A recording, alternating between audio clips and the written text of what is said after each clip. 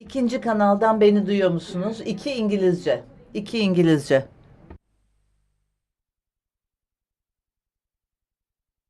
Hep birlikte.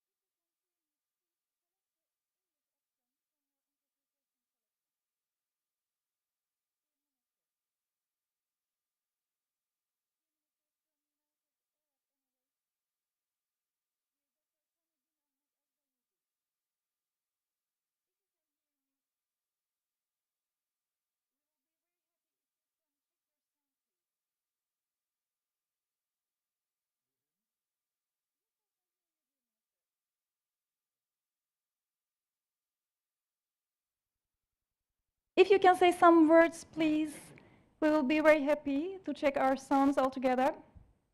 Sure. Assalamualaikum. Test 1, 2, 3. Yes, very good. If you select the English option from the interpretation selection, it will be very good for you to follow all the session. Sure. Done. Thank you. Thank you very much. So, dear Minister, I'm checking to speak in Turkish now. We will test if you can hear us in English, okay? I will continue to speak in Turkish. Dear Minister, welcome to our broadcast from United Arab Emirates. The Minister of Trade, State for Foreign Trade from United Arab Emirates, Dr. Thani bin Ahmed Al Zayedi. Can you hear me, please? If you can hear me, can you please confirm? Yes, confirm. Thank you very much, Mr. Zayed. Thank you.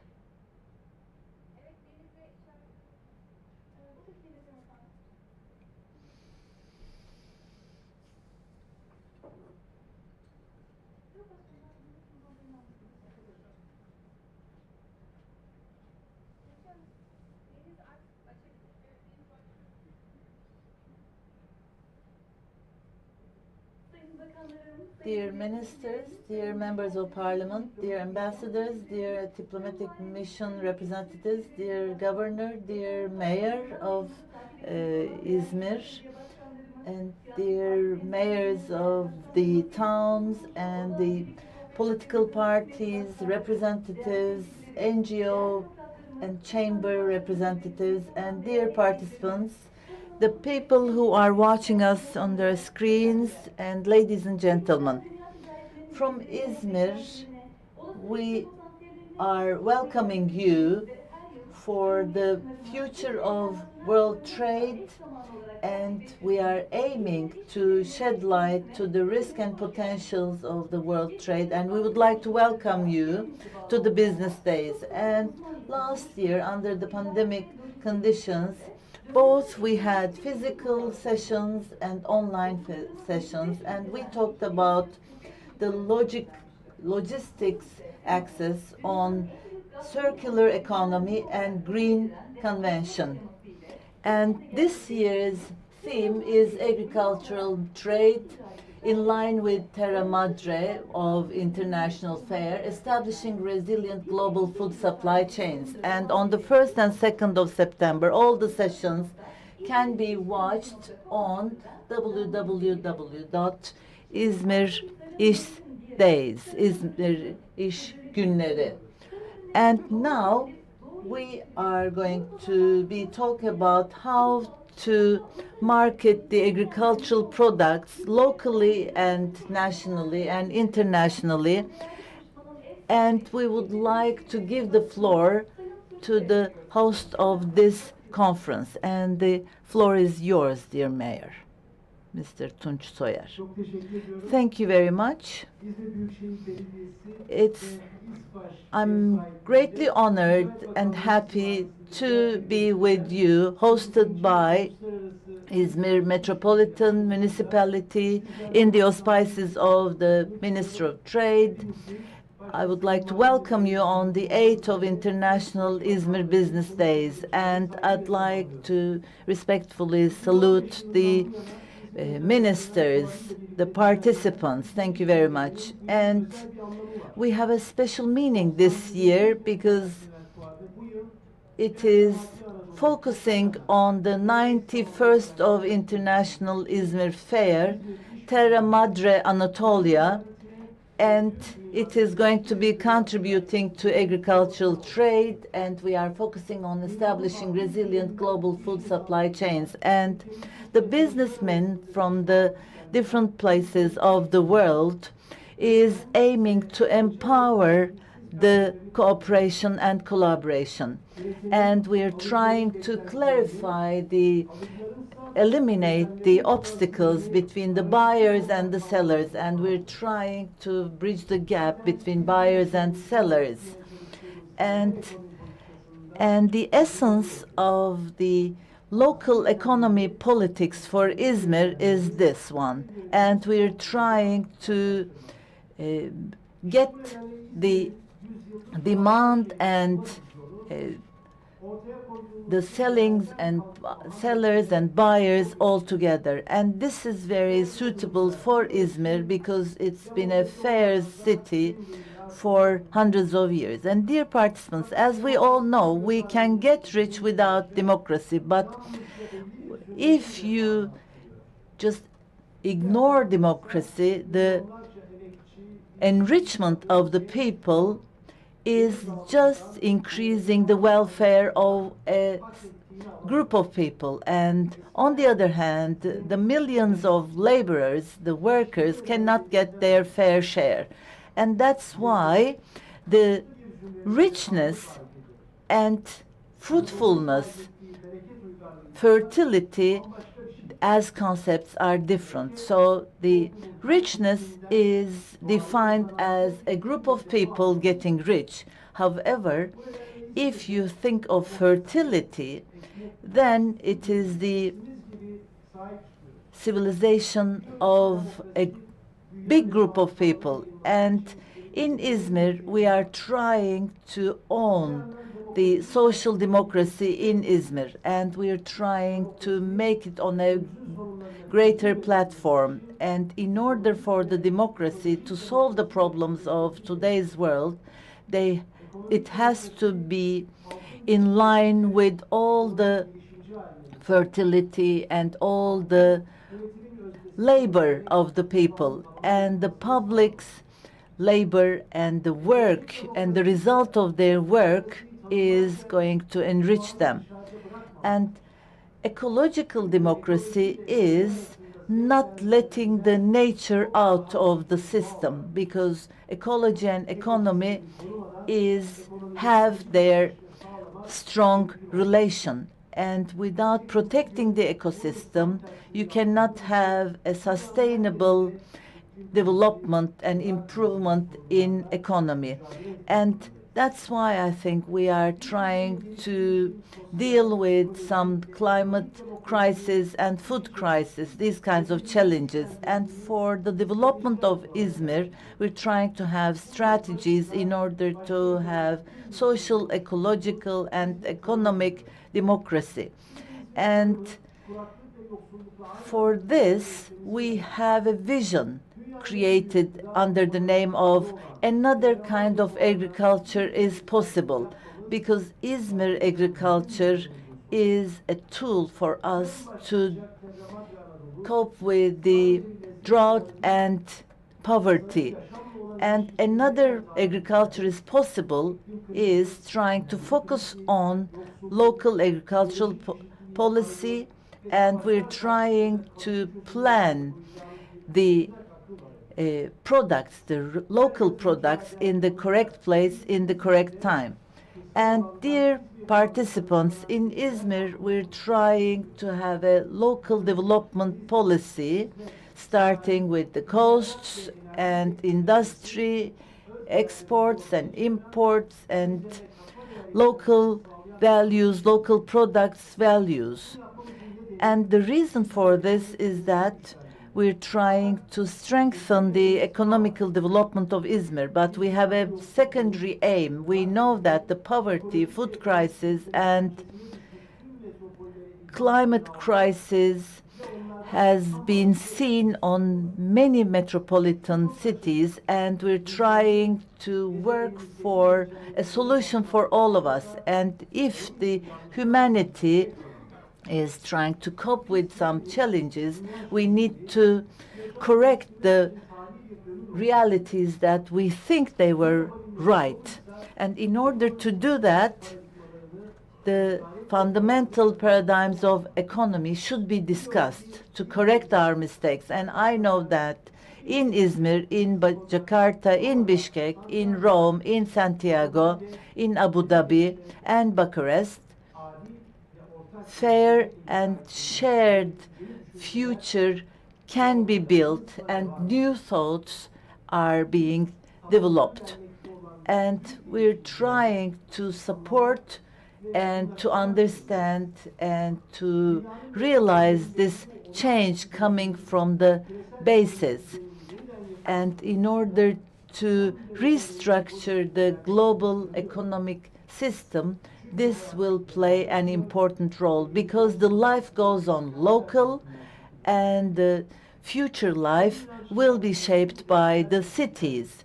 And with these beliefs, with these thoughts, İZMİR is being developed, and I hope İZMİR is going to inspire our country and, moreover, our world. And within the İZMİR Business Days, I would like to welcome you again, and I hope this meeting will be strengthening the relations of the countries among us. And thank you very much to our mayor. Thanks a lot. And we're going to go on with our connections, other connections. First of all, our governor, the floor is yours, please.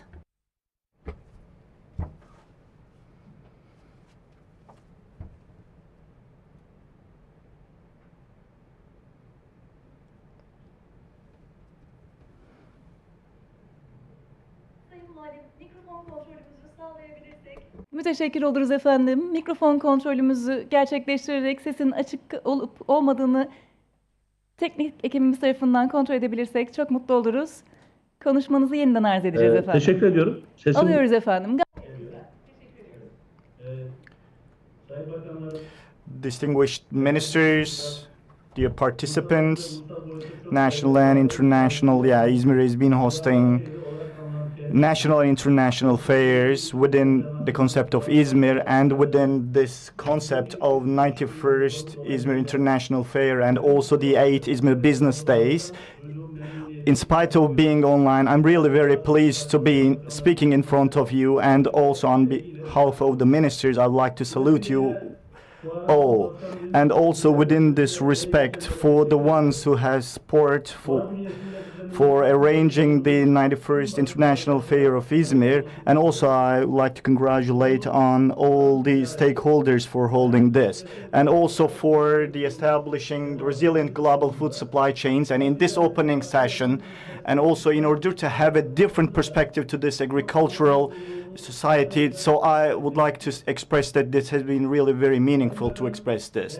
And also distinguished ministers and the participants, you know, İZMİR has hosted many different civilizations so far, and also it has been really in the movement of trade. And also at the beginning of the 16th century, the merchants, and İZMİR was chosen as the movement point for the merchants. And also in the central part of the Aegean region, like cotton and also some other products, has become the selling point to other countries. And also in İZMİR, there are nearly 129,000 hectares of agricultural land. And also not only for İZMİR, but also for all the rest of the world, İZMİR has supported those agricultural products, and also many families have been really working on these fields. And also throughout history, İZMİR has become one of the most important points, and also after Istanbul, İZMİR is the second country to export. And also in last year, İZMİR has got a share of 13% of the country's export, and has been the third place in Turkey. And also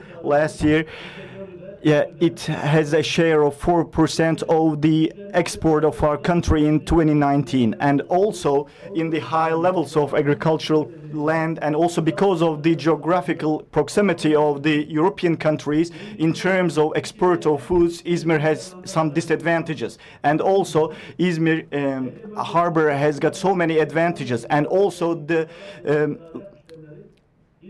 products grown in the central part of the Aegean area can be transferred due to İZMİR harbor, and also therefore it has been serving as a very important point for the exporting of the agricultural products. And also this transfer has been done by 60% by sea, and also the rest by land and by land. And also distinguished governor, distinguished mayor, and also ministers. So today in all areas, in order to facilitate the transfer of goods, and also in order to design these different strategies of trade, and for maintaining the sustainable agriculture and food supply chains, therefore those agricultural products must be of great importance. So therefore, because of the critical importance of those agricultural products, we need to sustain the sustainable development of all those products. And also one of the important effects on this, so we really need to sustain the cold chain logistics. If the environment is not hygienic enough, therefore the physical and the chemical structures of these agricultural products might be distorted. So therefore, starting from the manufacturer to the consumption, we need to maintain this cold chain maintenance. Therefore, we really need to increase the number of coal supply logistics, and therefore we need to increase those. And therefore, those channels are in need of this coal supply chain. And for the maintenance of those agricultural products must be in the first place, especially, and we felt it during the pandemic process. And also, we once again understand that this area need to be improved. And also regarding the recent years, within the pandemic process, the distortion in the supply and demand chain has been distorted, and it has been really risky in the maintenance of those agricultural products, not only for the consumer but also for the producers. We really need to supply these chains, and it has been really a challenging point for the suppliers and also for the consumers. As the governorate of İZMİR, together with the Ministry of Agriculture and Forestry, in order to maintain the sustainable products and also to make them accessible for the people, we believe that our role has been so important, and we are really working on this in a very important way. And also, in order to make it possible for making it rich to the tables of people, also out of all those food supply chains, 1,200 has been really so important within İZMİR. And also there are some negotiators within this respect. And also last year, in order to maintain food supply, nearly 98,000 inspections have been carried out. And also within the 6 months of the 2022, we have also carried this out. And also our goal was to increase this number up to 100,000. And also with all our working personnel, in order to maintain safe food and also reliable food, we will also continue working within this regard. So distinguished ministers and also dear participants, finally I can say that for the processed and also for fresh food, yeah, it's high. We are really consuming those foods in high levels, and also due to our high level of production, thanks to our advantages in importing and exporting, we are really have got the belief to increase this production and also this consumption levels. Therefore, we should really maintain this resilient global food supply chains. And also within our city, in order to meet the best standards, we have the mindset to fulfill our roles. And also for all the teams that I've been talking in this 8 business days, I hope that this business days will be so fruitful for all the participants, and I would like to salute you once again. Thank you. Bizler de çok And also we would like to thank distinguished governor for his speech. And now I'd like to invite the Minister of Trade, Mr. Mehmet Muş, to the floor. Dear ministers, dear mayor, dear participants, it has been a very important tradition for İZMİR, the 91st of İZMİR International Fair, and we're realizing this meeting, and I'm really happy to be addressing to you all, and I would like to thank everyone who have been putting great effort, and also the participants, dear ministers, and our mayor and our governor, and dear participants. As you have all known, in the last 30 years, the urbanization and the increasing population of the world has been bringing the demand for food, and there has been some changes in the supply chain and supply and demand, and some determinations done by United Nations. By 2021, 1/3 of the world has been having difficulties in reaching food, and about the food safety, the global food safety, and the pandemic and some geopolitical crises have been also added as short-term shocks. And on the other hand, the impact of climate change has been felt. And within this scope, recently in our world and in our region, the İZMİR Business Days has been focused on agricultural trade, establishing resilient global food supply chains, and it has been a very important and appropriate decision.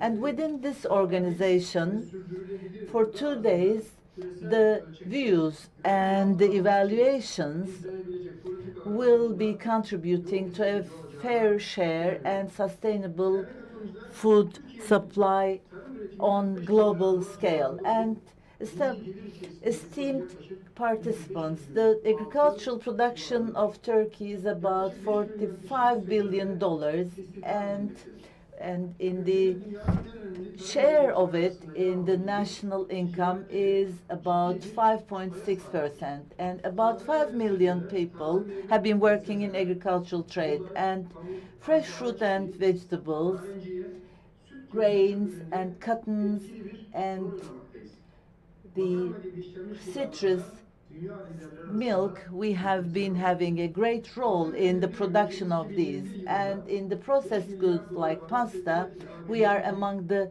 world leaders. And according to the EU data, our country is around 8 of the provider in EU. And within trade, Turkey in 2021, $1.9 trillion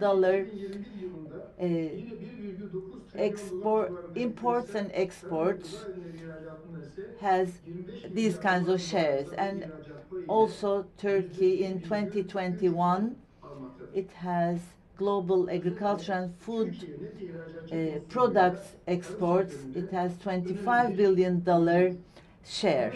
And Turkey is an important actor in agricultural trade, and that's why Turkey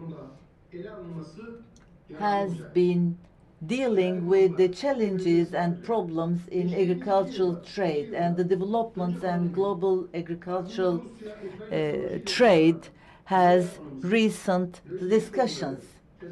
And in the recent 2 years, the pandemic, Russian-Ukraine war, and the logistic problems and some disruptions in the supply chain has had some crisis in raw material, food and energy.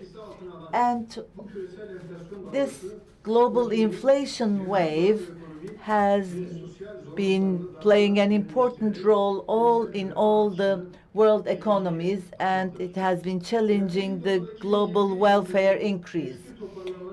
And in 2021, there has been a good improvement. But in 2022, an important recession and slowing down is expected. And all the international economic organizations for 2022, the global economy and trade growth has been revised as downwards. And within this conjecture, within the structure, the supply and demand and logistic problems has shown us the importance of the agricultural sector. And with the first months of pandemic, the logistic costs have been really increased, especially for the Baltic, the dry load index. And in order to decrease these costs, different strategies have been started to be realized for strategic autonomy. And the logistic problems, especially the production and supply channels, in order to improve these supply channels, the closer geographical places have been more prominent. Dear guests, after the pandemic, the normalization period has been entered, but the Russian and Ukraine war has created a new crisis impact. And this war has impacts on three channels. First of all, the corn and some other products have been really important, and some food crisis risk has been created. And secondly, because of the geopolitical problems, some production in some countries have been stopped, and the costs have been increased. And thirdly, for the fertilizer exports from Russia has been distorted, has been broken down, and that's why it has created additional problems and suppression on costs. And this created some good prices inflation globally, and also for the underdeveloped countries, access to food has become more difficult. And the United Nations Food Program has estimated that in 82 countries, the hunger limit is, the number of the people in hunger limit is nearly 345 million people. And this grain corridor, starting with Ukraine, has really improved the situation. And as you can see within this crisis, the global cooperation will create the improvement of the food safety and security.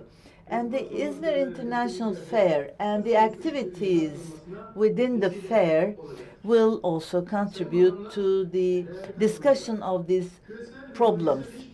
And distinguished guests, the food change originated problems and some natural disasters are some of the challenges for future as well.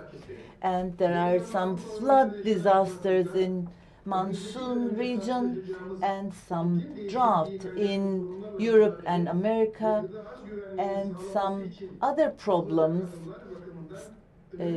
caused by climate change are really important tests for humanity. And because of the natural disasters, there are going to be some fluctuations in agricultural production, and we should need to keep the trade channels really open, and the speculations on agricultural products should be minimum. Especially within this framework, international cooperation and coordination should be developed, and this is really necessary for the trade. And dear participants, the challenging conditions that we are in, fair and market focused agricultural trade should have a sustainable form, and the trade flows should be provided, and they are really more important than ever. And a global policy design and implementation is needed for the close collaboration. And the African Union and World Bank and United Nations are working on that. And there needs to be bilateral and regional cooperation models. And in global economy and trade, the challenges as Turkey, we are trying to work to eliminate the problems bilaterally, multilaterally, and different platforms. And in last June, in the World Trade Organization Ministers Conference, we had a first step for the emergency intervention for food demand and supply manifesto. And within this declaration, we are going to work on collaboration and cooperation for food production and provision.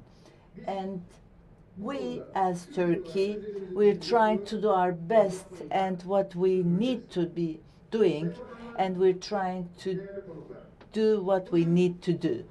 And dear participants, we have come together at this forum within the scope of 91st İZMİR International Fair as well, and all the representatives of the sector, dear ministers and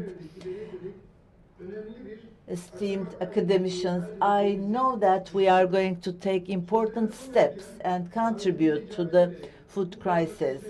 And thank you. By thanking you, I would like to close my speech by thanking you for your participation.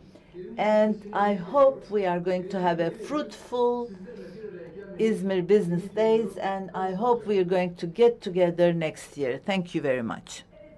Başkanımıza, Sayın Valimize ve değerli bakanımıza We would like to thank for the opening speeches to the governor and also the minister. And now it's time for the international connections and for the establishing resilient global food supply chains within the scope of 8 İzmir Business Days we will be talking on. And now we'll go to United Arab Emirates, and also we'll face Thani bin Ahmed Al Zawidi. The floor is yours, Mr. Zawidi. Yes, please, sir. Thank you so much, Your Excellencies, esteemed guests, ladies and gentlemen. Good afternoon, and assalamu alaikum wa rahmatullahi wa barakatuh. I'm really pleased to join you for the latest edition of the İZMİR Business Days Forum, an important platform to discuss how can we drive together greater partnerships on agricultural trade and build more resilience onto our global food supply. As you all know, the UAE and Turkey share a strong economic relationship underscored by deep trade and investment ties. Today, the UAE is Turkey's #1 trading partner in the Arab region, and our relationship continues to grow. In fact, the total value of non-oil trade between the UAE and Turkey reached $8.3 billion in the first half of 2022, reflecting 18% growth over the same period last year. Notably, the total food commodity trade between the UAE and Turkey amounted to $265 million, of which $250 million were imported from Turkish food products to the United Arab Emirates. Currently, our two countries are close to concluding negotiation on the UAE-Turkey Comprehensive Economic Partnership Agreement, which is expected to significantly increase bilateral trade and investment in the upcoming years. As part of our work and continued efforts, the UAE and Turkey will aim to enhance collaboration in food security to ensure the sustainable future of our food and agriculture industry and build greater resilience into the global food supply chain. Excellencies, ladies and gentlemen, this is where the importance of such forums comes. We must use such platforms to discuss lessons learned from global challenges and explore ways to promote integration at the regional and international levels to enable long-term solutions. It is also imperative that we make the most of such opportunities to promote joint investment that support an integrated food and agriculture production system and the global food security. In this context, I would like to highlight the importance of the trade facilitations and efforts to cut red tape by simplifying border processes, embracing digitalization, and focusing on speed and security of shipments. Excellencies, ladies and gentlemen, as part of the preparation to propel the UAE's economic future over the next 50 years, we have made significant efforts to transform our economic model. The UAE economy is now more flexible, sustainable, and diverse, and firmly set on an economic growth trajectory, adopting a proactive approach and long-term vision. This provides an opportunities for the Turkish food and agriculture businesses to come and explore new investments and partnerships in the UAE. Our doors are open, and we're convinced that greater collaborations in the priority sector can benefit the UAE and Turkish economies, as well as our people alike. As I conclude, I would like to wish you all very productive participation in this year's İZMİR Business Days Forum, and thank you so much again for having me participating on the forum. Thank you. Evet, Birleşik Arap Emirlikleri'ne And also we have listened the United Arab Emirates, and Minister of State for Foreign Trade, Mr. Zaudi, has shared his speech. And now the next connection is for the Kyrgyz Republic, and Deputy Minister from the Ministry of Economy and Trade, Mr. Kanat Abramovul, is together with us. Now the floor is yours, sir. Thank you very much, Your Excellency, dear participants of today's event. First of all, on behalf of the Ministry of Economy and Commerce of the Kyrgyz Republic, let me express our deep gratitude to the Minister of Trade of the Republic of Turkey, Mehmet Mush, to the Governor of the İZMİR, Mr. Yavuz Selim Kojger, the Mayor of İZMİR, Mr. Tunç Soyer, for the invitation to attend the 91st İZMİR International Exhibition. We believe that today's meeting is an excellent platform which can provide us an opportunity to exchange views and discuss current challenges regarding the sustainable development in the context of global trade, which is affecting today the food security, the development of local communities, the improvement of livelihoods in many developing countries.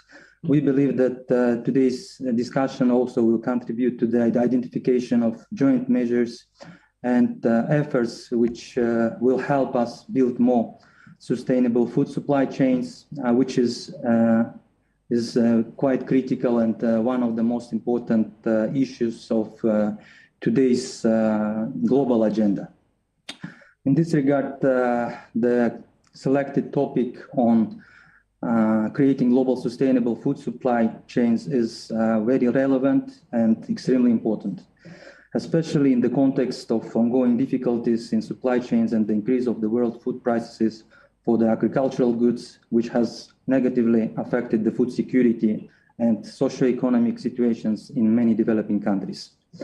Despite the fact that the Kyrgyz Republic is largely agrarian country with almost 25% of economy agricultural, the country still depends on the import of many food products, including wheat, sugar, vegetable, and other commodities.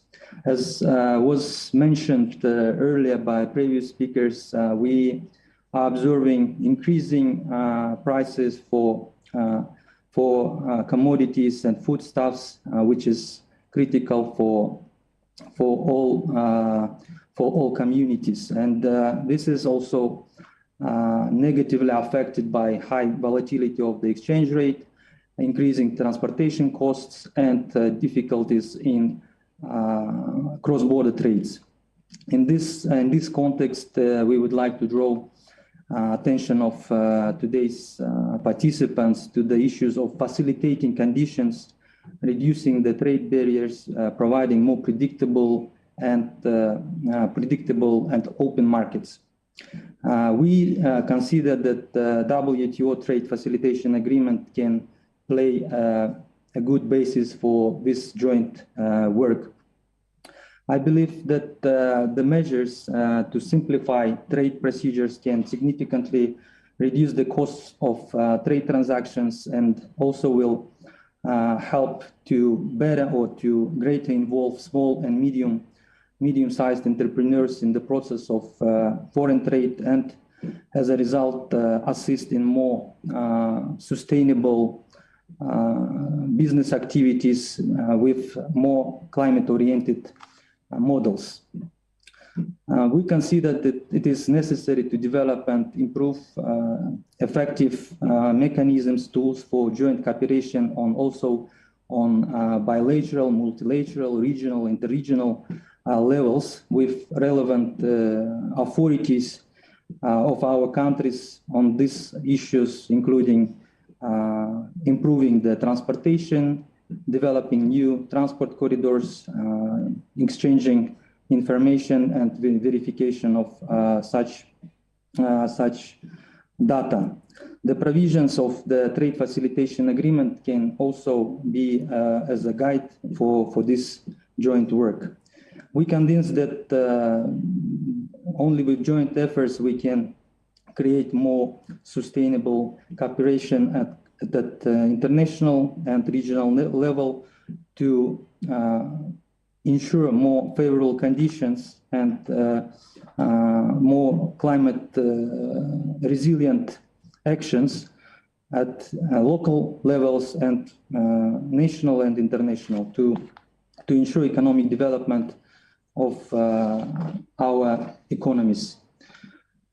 Dear colleagues, as was stressed earlier, we see that there is a huge potential and opportunity to develop our trade cooperation while maintaining environmental sustainability through more eco-oriented business models and activities. Currently, the Kyrgyz Republic also embarked on the ambitious program on introducing more sustainable principles with the green economy. There is a systematic transition to non-fertilization of sustainable agricultural production to ecological agriculture with constant reproduction of land fertility, as well as enhanced control over the use of chemical fertilizer in the production of agricultural goods. In this connection, we propose to establish cooperation to implement projects, joint projects on organic agricultural production. At the end, dear colleagues, of my speech, I would like to wish to today's meeting and to the participants to find new approach for effective solution to overcome the international food crisis which can help and contribute to ensuring more adequate and affordable mutual flows of food supply and strengthening our international cooperation. Once again, thanks to the organizers for invitation and launching this very important discussion. Thanks you. Evet, Kırgız Cumhuriyeti Ekonomi ve Ticaret Bakanlığı. I'd like to thank Kyrgyz Republic, Abdurrahmanova. Thank you very much for his contribution. And we're going to come to an end of live connections. And we're going on with Turkmenistan. Batir Aganovich Atayev, we are going to be listening to him.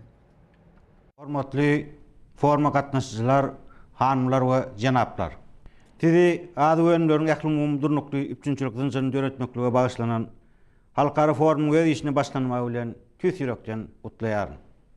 Ähli umumdurlukly adı üçünçüligi Birleşen Milletler Guramasynyň durnukly ötüş maksatnamalarynyň wajyp ugur bolmak bilen dünýä ykdysadyetiniň häzirki çalp ütýän şertlerini döwrüň möhüm meselelerini hataryna aýratyn ähmiýete eýedir. Türkmenistanyň ykdysady siýasatynyň baş maksatlarynyň biri adı köpçüligini berja etmekdir. Döwletiň bu möhüm siýasaty, ykdysadyety döwlet tarapyndan dolandyrmak, o hojalyk adı goýançylyk ulgamyny ýerli kämilleşdirmek, gaýtadan işleýän kärhanalary döwrawaplaşdyrmak we tehnologiýalary ornaşdyrmak, adı önlerini saklamak bilen bagly dürli görnüşündäki sowadyjy ammarlaryň ulgamyny giňeltmek, eksport uğurly öňçülüklerini sağlamak, dowam etmek, o ýerleriň durmuş özgörüşini çaltlandyrmak arkaly amala aşyrylýar. Dünýä ykdysadyetiniň ösüşiniň häzirki tapyryna ähli umum bäsleşiň güýçlenmegi, howanyň ütgemegi, adı garytlaryna we suwa bolan işlewleriň artmagy ýaly emele gelen ýagdaýlar ýurdun ykdysady adı köpçüligini üçin etmegiň möhüm uğurlaryny kesitleýär.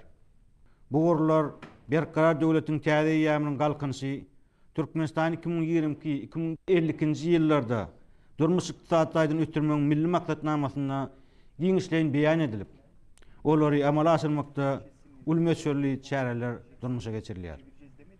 Hormatly forma gatnaşçylar, gadyrly kardeşler.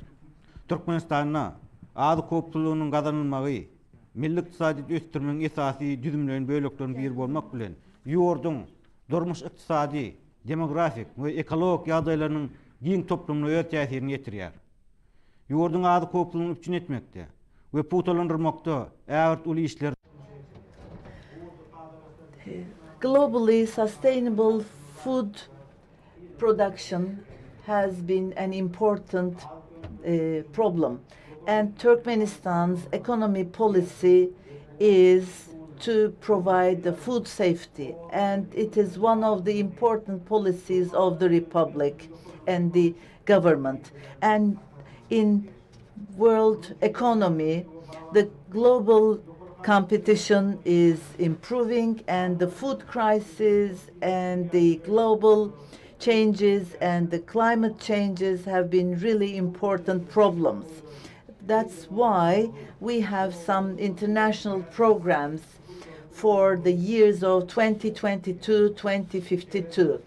And the food safety in Turkmenistan has been impacting socioeconomically, demographically, and ecologically.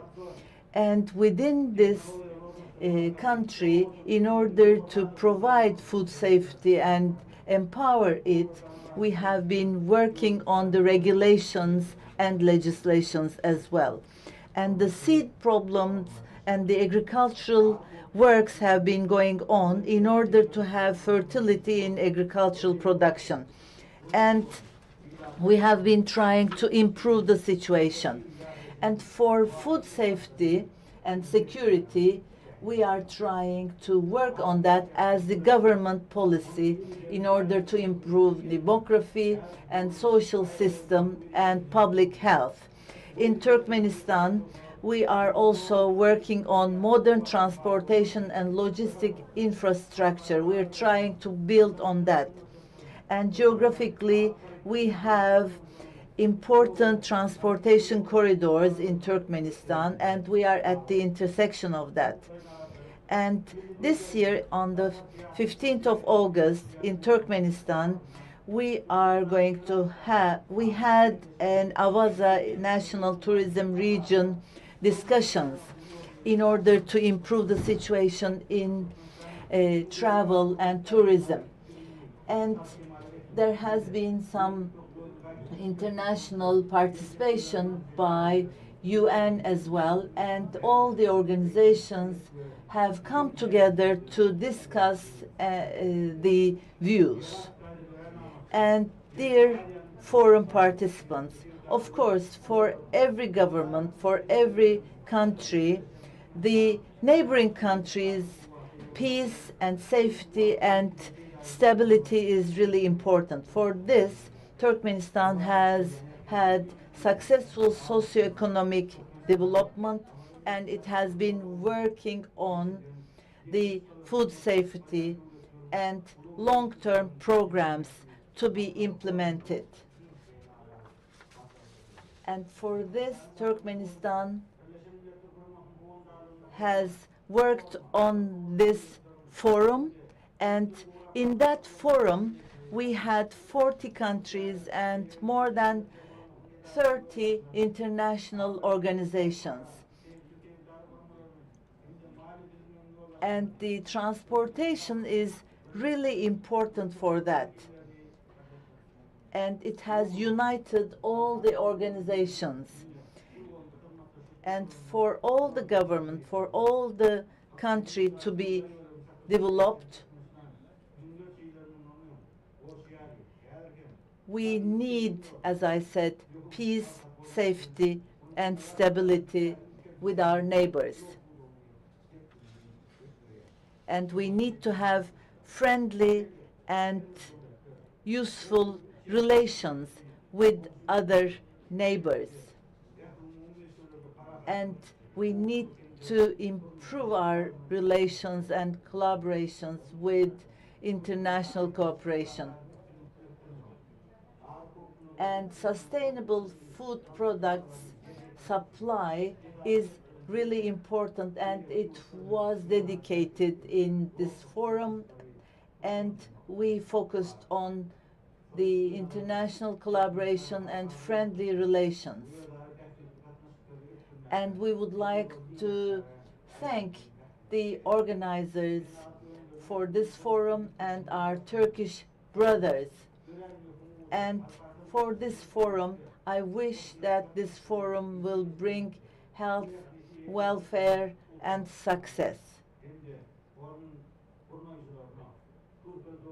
And all the organizers, I would like to thank you. And I hope they will be in good health. Thank you very much for your listening, for your patience. Türkmenistan Bakan And also we would like to thank the Deputy Chairman of the Cabinet, Mr. Adair. And now the floor is in the Hungary's, and also he will be with us, Mr. Ziarto, the Minister of Foreign Affairs and Trade. Dear participants, first of all, I'd like to express my appreciation to the Turkish government to include me to the speakers of the opening ceremony of the 91st İZMİR International Fair. This fair takes place under very challenging global circumstances. Since the war has broken out in Ukraine, there's a direct threat of the east to west conflict to be prolonged for a long period of time. The war, unfortunately, has very serious impacts on the food supply, on the security of the food supply globally as well. And I think this makes this fair even more timely than usual, because the fair deals with the issue of how to establish resilient global food supply chains. We all remember back in 2020, during the COVID crisis, many countries had to be faced with turbulences and disturbances regarding the food supply. In 2021, we felt somewhat relaxed after getting rid of the most severe stage of the COVID crisis. Economies started to grow again, or at least finding their path back to growth. But after February this year, it became obvious that the global economy has to be faced with another tremendous challenge in such a short period of time of 2 years. And we still cannot estimate exactly the impacts of the conclusions of the war in Ukraine. One of the most important impact of the war is the global crisis of food supply. This can be the most severe global food supply crisis since the end of the Second World War. And we all know that in case of a crisis of food supply, there will be hundreds of thousands or even millions of people who will hit the road, and that could end up in additional serious migratory flows all over the world. And we all know that migratory flows represent security-related risks as well. Here, I want to underline that those countries which are the most hit by this food supply crisis are those ones who can get destabilized in a, let's say, shorter and easier manner than generally. So we have to be very careful and have to look for solutions, how we can prevent even more serious consequences of the food crisis. And here I would like to emphasize to what extent we are grateful to the Turkish government. The Turkish government was successful enough to ensure that the grain exports can be relaunched from Ukraine through the Black Sea. We really thank the officials of the Turkish government to put so many efforts and energy into the negotiations, at the end of which we see some hope, let's say the light at the end of the tunnel, that those people who need the grain and the wheat from Ukraine will receive it. When it comes to Turkey and Hungary, we do believe that this fair can give another boost, another impetus to our economic and trade-related cooperation.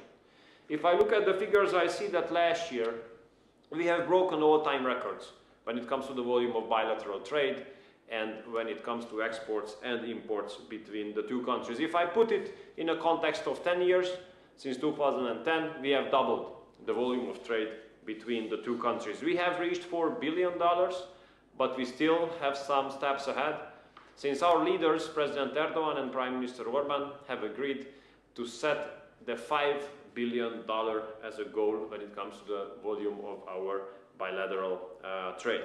We in Hungary are proud of the fact that with our agricultural activities, we can basically feed 20 million people.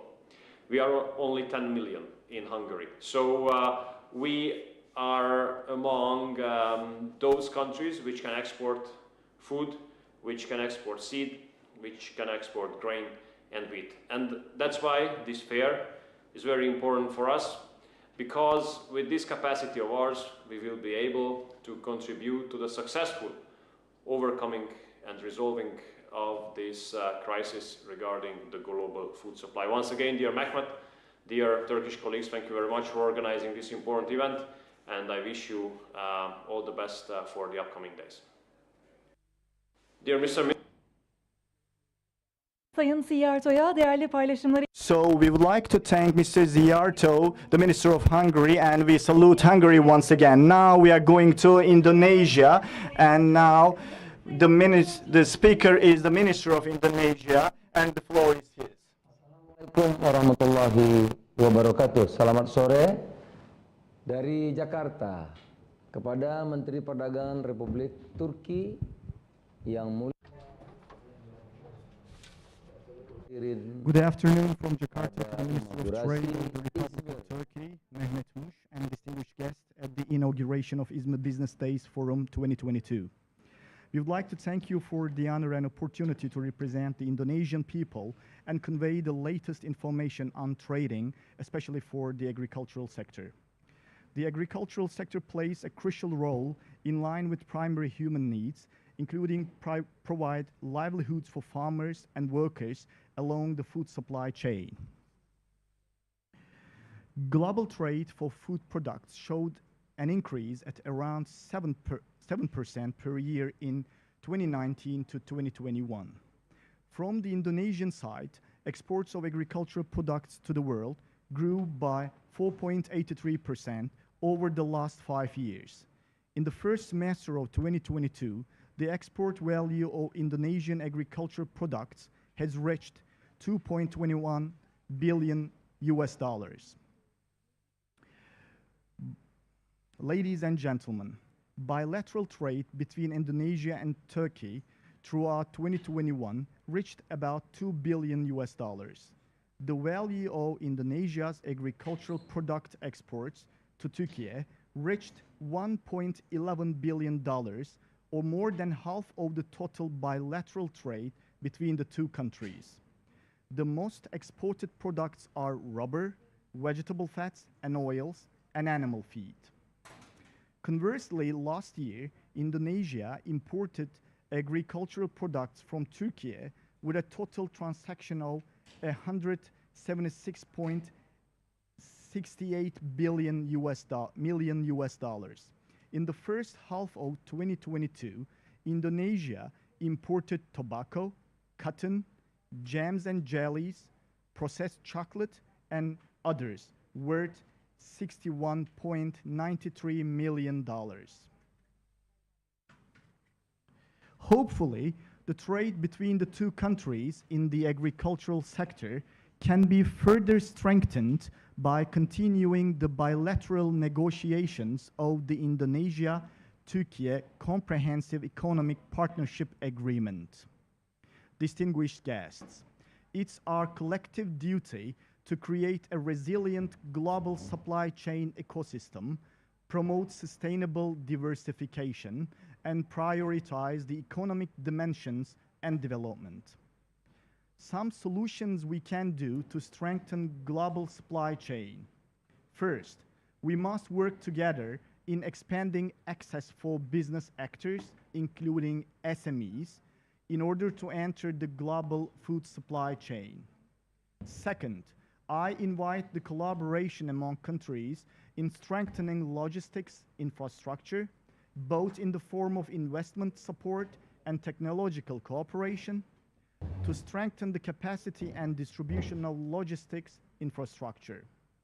Third, we need to encourage diversification of supply sources through investment and industrial cooperation between countries. At the end, we need to work together, support each other, and not mutually exclusive. Let's encourage constructive policies, non-discriminatory, in accordance with international law principles, mutual respect for sovereignty rights of each country. I'm optimistic that bilateral cooperation between Indonesia and Turkey will be closer by prioritizing economic growth and mutual prosperity.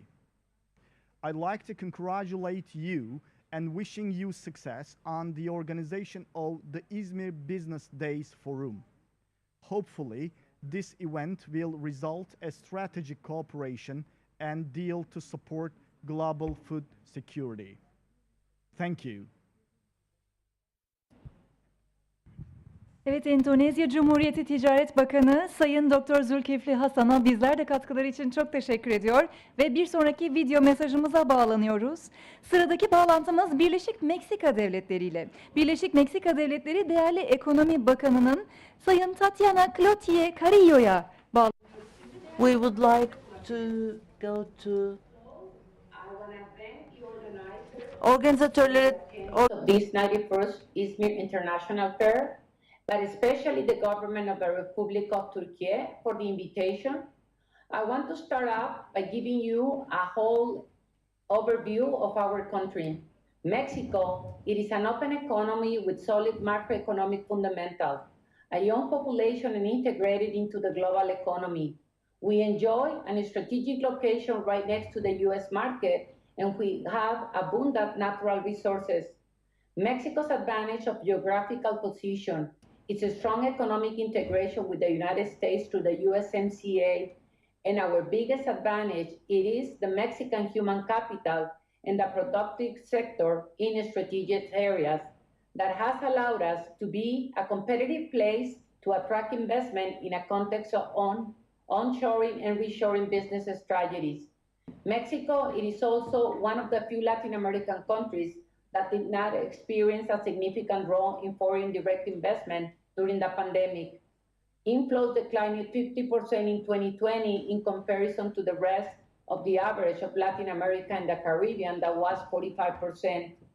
From 1999 to 2022, the total accumulated investment reached $666 billion. From January to June 2022, Mexico has registered $27.5 billion in foreign direct investment, 49.2 higher than the preliminary figures for the same period in 2021. Today, Mexico is Latin America's largest exporter and the 11th worldwide. In 2020, Mexico export almost doubled from those of Brazil, and from January to July of this year, Mexico's total trade reached more than $327.2 billion, which meant a growth of 80% more than the previous year. During 2021, bilateral trade between Mexico and the United States reached $661.2 billion. This amount represented $1.2 million of bilateral trade per minute. During 2021, also Mexico exported $320 million to the Republic of Turkey, and between January and June of this year, we have exported 141 million. This is a huge opportunity for both countries. The market we share of export of Mexico and the Republic of Turkey represents only 0.0% of it. The export potential analysis shows that big opportunities for Mexican products to be sold in this republic, such as mechanical appliance parts, electrical machinery, metal and articles, measuring, checking, and surgical instruments and plastics. The USMCA plays an important role in Mexico's economy that can be an asset for our trade partners. This is a platform for companies that want to be or enter the US market, one of the biggest in the world. From Mexico, we want to strengthen the value chains in the region, improve the business environment, and create better conditions to integrate more resilient supply chains.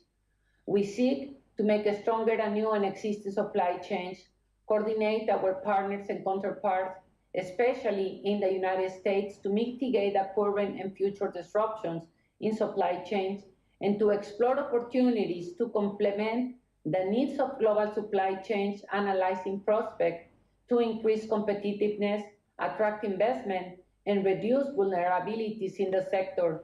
We want to continue promoting the most dynamic sectors of our economy, such as the manufacture of transportation equipment, computers equipment, communication, chemical industry, food industry, and manufacturing in general. Let's be clear, Mexico, it is in the spotlight for investors for a lot of good reasons. Its macroeconomic stability and strong institutions that ensure sound fiscal and monetary policies. Furthermore, the competitive labor conditions and a growing consumer base of 130 million people are also a magnet for investors in a wide range of industries. In terms of logistics, Mexico has an attractive infrastructure of 76 airports, 170 maritime ports on both the Atlantic and the Pacific, stretching out on the coastlines over 11,000 kilometers, as well as 27 kilometers of railways.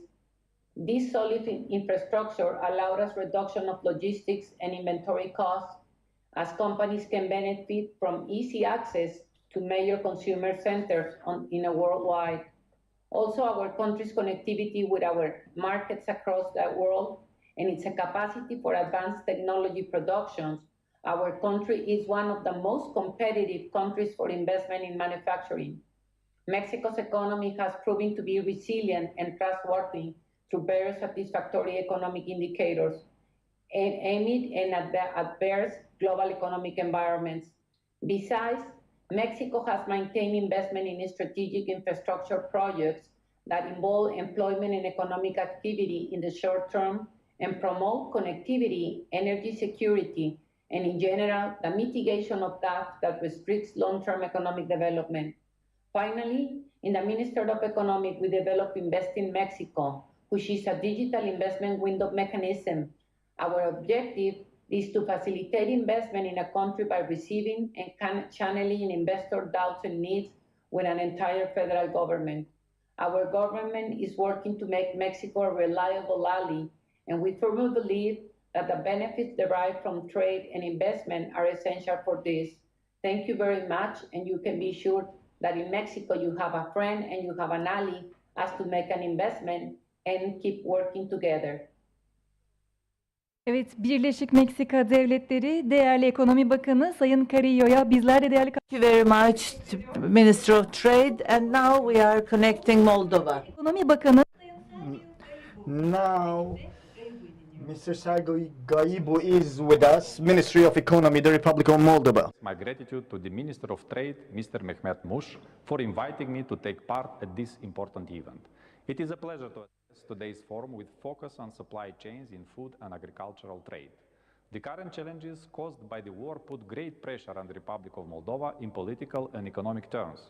The regional crisis has significant consequences for economic policies in the region and in our country, arising from adverse supply shock triggered by the inflow of refugees, rising oil and gas prices, and changes in the architecture of foreign trade.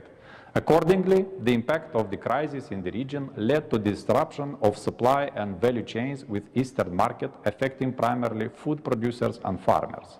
As a result, most economic sectors have been affected, which leads to significant additional cost for alternative products from other countries and alternative logistic chains. In this context, it has been undertaken significant initiatives to promote and increase our exports. In particular, we aim to diversify our traditional export markets, and we are looking forward to extend our range of products to other countries with a mutual benefit. In respect to our bilateral cooperation with Turkey, I would like to emphasize that we have all the necessary legal prerequisites for the deepening and development of mutually beneficial commercial and economic relations, Turkey being the third biggest trade partners worldwide. Thus, it is very important to keep this positive trend of bilateral commercial relations, especially in the context of the implementation of the free trade agreement between the Republic of Moldova and the Republic of Turkey, which contributed to the elimination of trade barriers in the sense of expanding commercial exchanges, as well as creating the attractive conditions for foreign investments and joint businesses. Consequently, I would like to highlight the very constructive and fruitful results that we had during the session of our Intergovernmental Commission that was held in Ankara last month. Hence, I would like to thank your party for openness and flexibility. It is very important for a negotiation process to keep in mind differences in development, economy structure, export potential, and what is more important nowadays, geopolitical perspective. Thus, we count on further Turkey's solidarity in dealing with the realities that we are forced to face in the region. We are now more than ever interested in extending the cooperation with our trading partners, emphasizing the need for a deeper liberalization, expanding product range in our bilateral and regional trade and economic development under mutually beneficial conditions. Thank you.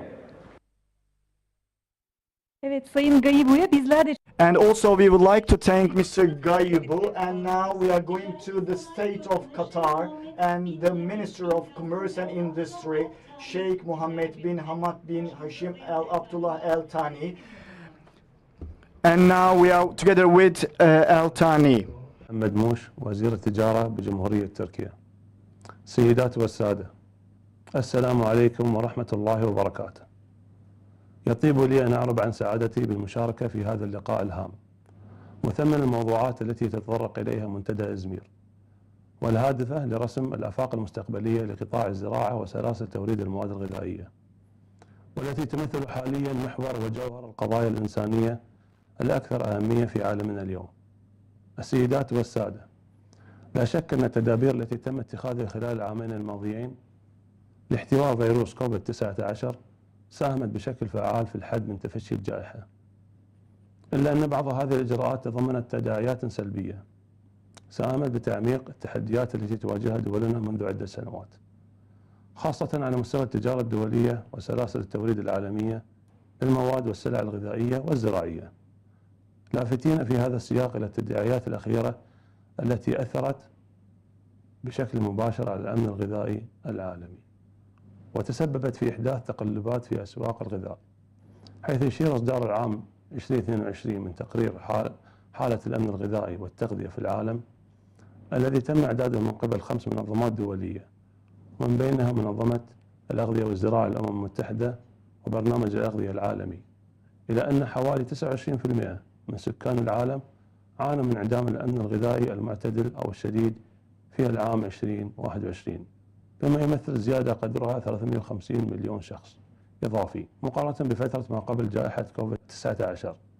كما لوحظ أن توجه بعض الدول إلى اعتماد تدابير تجارية حمائية للحد من ارتفاع أسعار المواد الغذائية، حيث أشارت بيانات صادرة عن منظمة التجارة العالمية والبنك الدولي في يونيو 2022 إلى أن حوالي 25 دولة فرضت قيودا على صادراتها، بما أثر على نحو 8% من إجمالي تجارة الغذاء العالمية.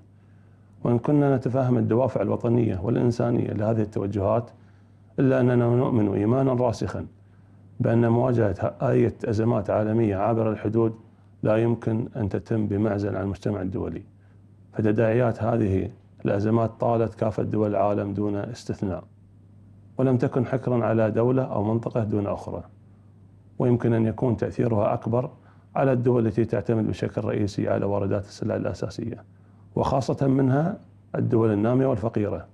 لذلك فإن لقاءنا اليوم يعد فرصة للتوصل إلى حلول ومبادرات مبتكرة وناجعة تسهم بتيسير التجارة وسلاسل التوريد الغذائية العالمية، وتعزيز الاستثمار في تقنيات الزراعة القادرة على تحمل آثار المناخ. السيدات والسادة، كما تعلمون جميعا تربط دولة قطر وجمهورية تركيا علاقات أخوية متميزة ووثيقة ترسخت في ظل الرؤى الحكيمة لقيادتي البلدين، وانعكست بشكل إيجابي على حجم التبادل التجاري القطري التركي، والذي بلغ حوالي 1.8 مليار دولار أمريكي في العام 2021. ومن هذا المنطلق تعد مشاركتنا في نسخة هذا العام من منتدى إزمير مناسبة هامة لترسيخ الشراكة الاستراتيجية بين بلدين الشقيقين في مجال السياسات والخطط الهادفة لتطوير وتعزيز التجارة الزراعية، بما يسهم في الوصول إلى أهدافنا المشتركة المتعلقة بتحقيق الأمن الغذائي.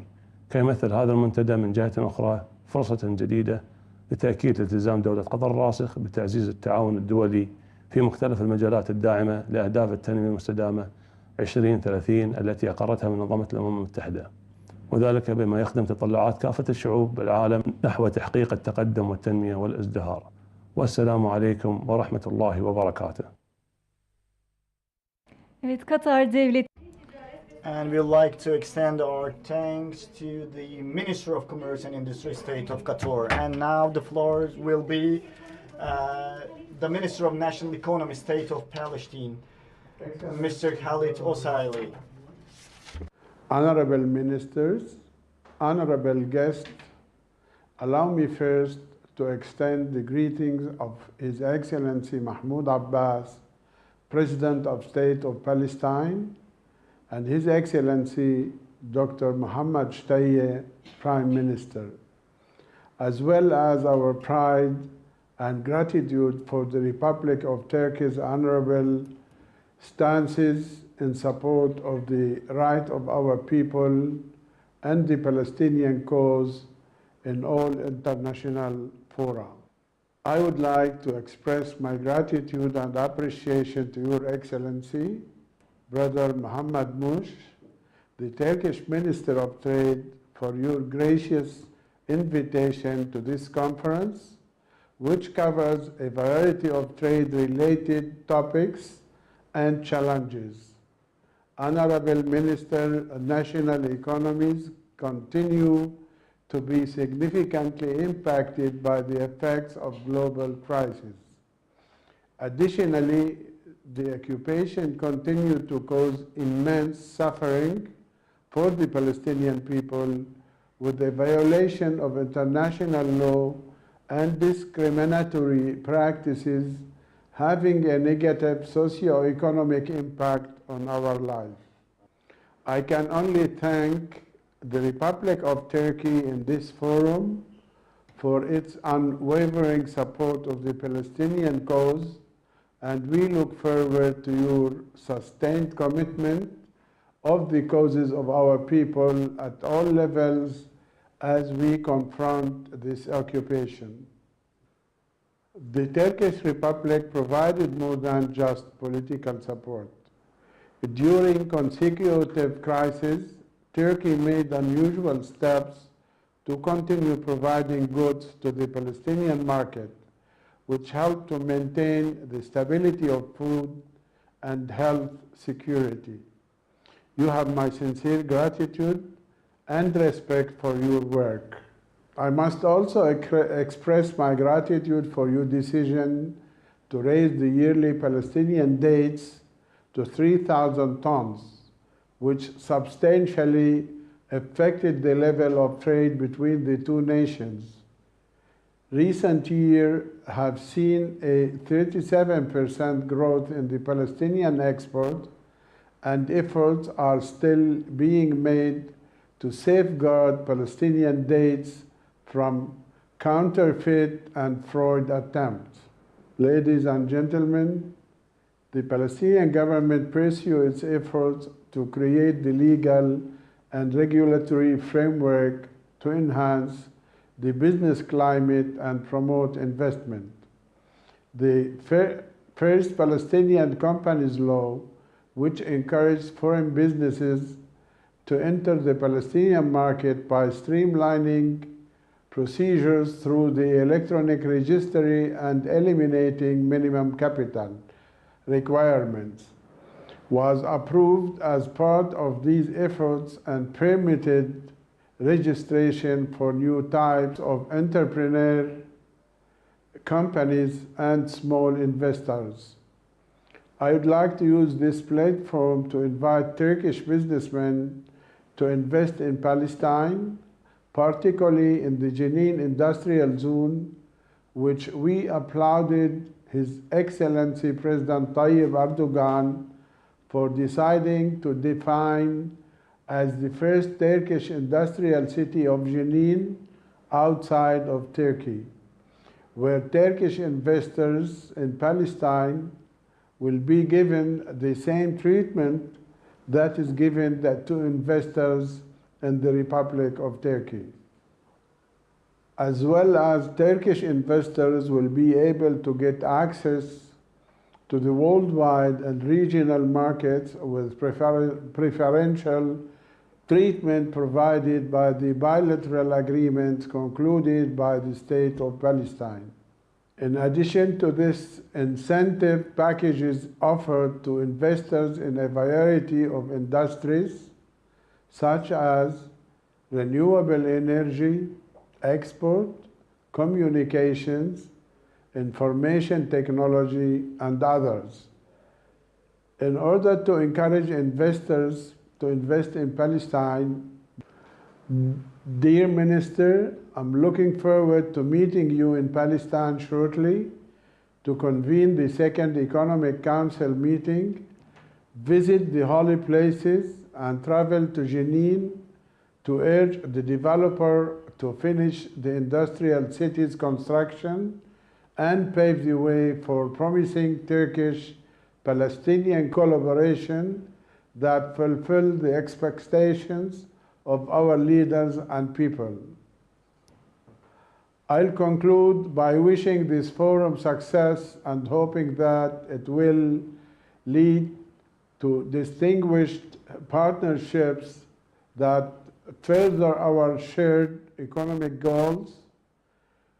We express our most sincere wishes to continuous progress and prosperity to you, Your Excellency, the Minister, as well as to the Brotherly Republic of Turkey and its people. Evet, Filistin Milli Ekonomi Bakanı Sayın Halit Osali'ye de değerli katkıları için çok teşekkür ediyoruz. Ve sıradaki bağlantımız I would like to go on with Azerbaijan Republic. Semet Beşirli, Deputy Minister of Trade. Distinguished participants, I welcome all participants of the Business Forum and express my gratitude to the organizers of this initiative. First of all, allow me to thank the Minister of Trade of Turkey for the invitation dedicated to one of the primary concerns on the world agenda today.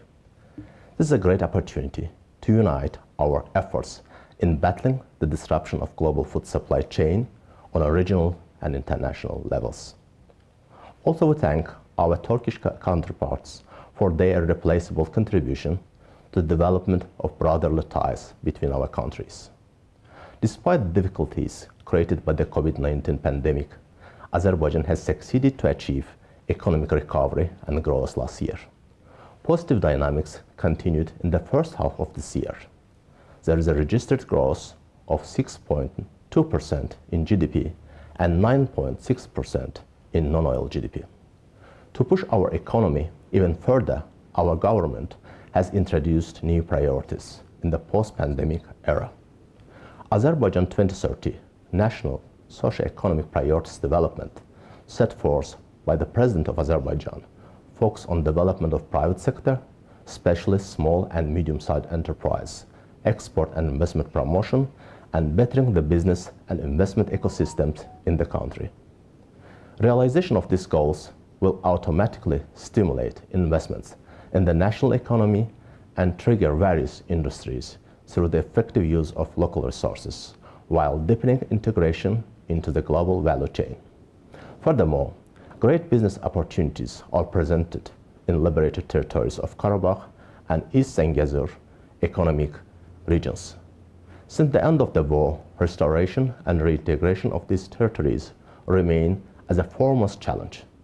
Considering the economic potential of Karabakh, many infrastructure projects are currently underway in the region, particularly the commissioning of the Fizuli International Airport and the establishment of the Agdam Industrial Park and Aras Valley Economic Zone are among the first significant construction works in the liberated territories. Also, being a landlocked country, Azerbaijan has managed to become a significant commercial bridge between the east-west and north-south transport routes. Utilization of Baku-Tbilisi-Kars Railway, as well as the development of Alat Free Economic Zone on the shore of the Caspian Sea, serves the mentioned purposes. Beside these projects, the new Zangezur transport corridor opens unprecedented opportunities and shorter trade route, which the entire region can benefit from.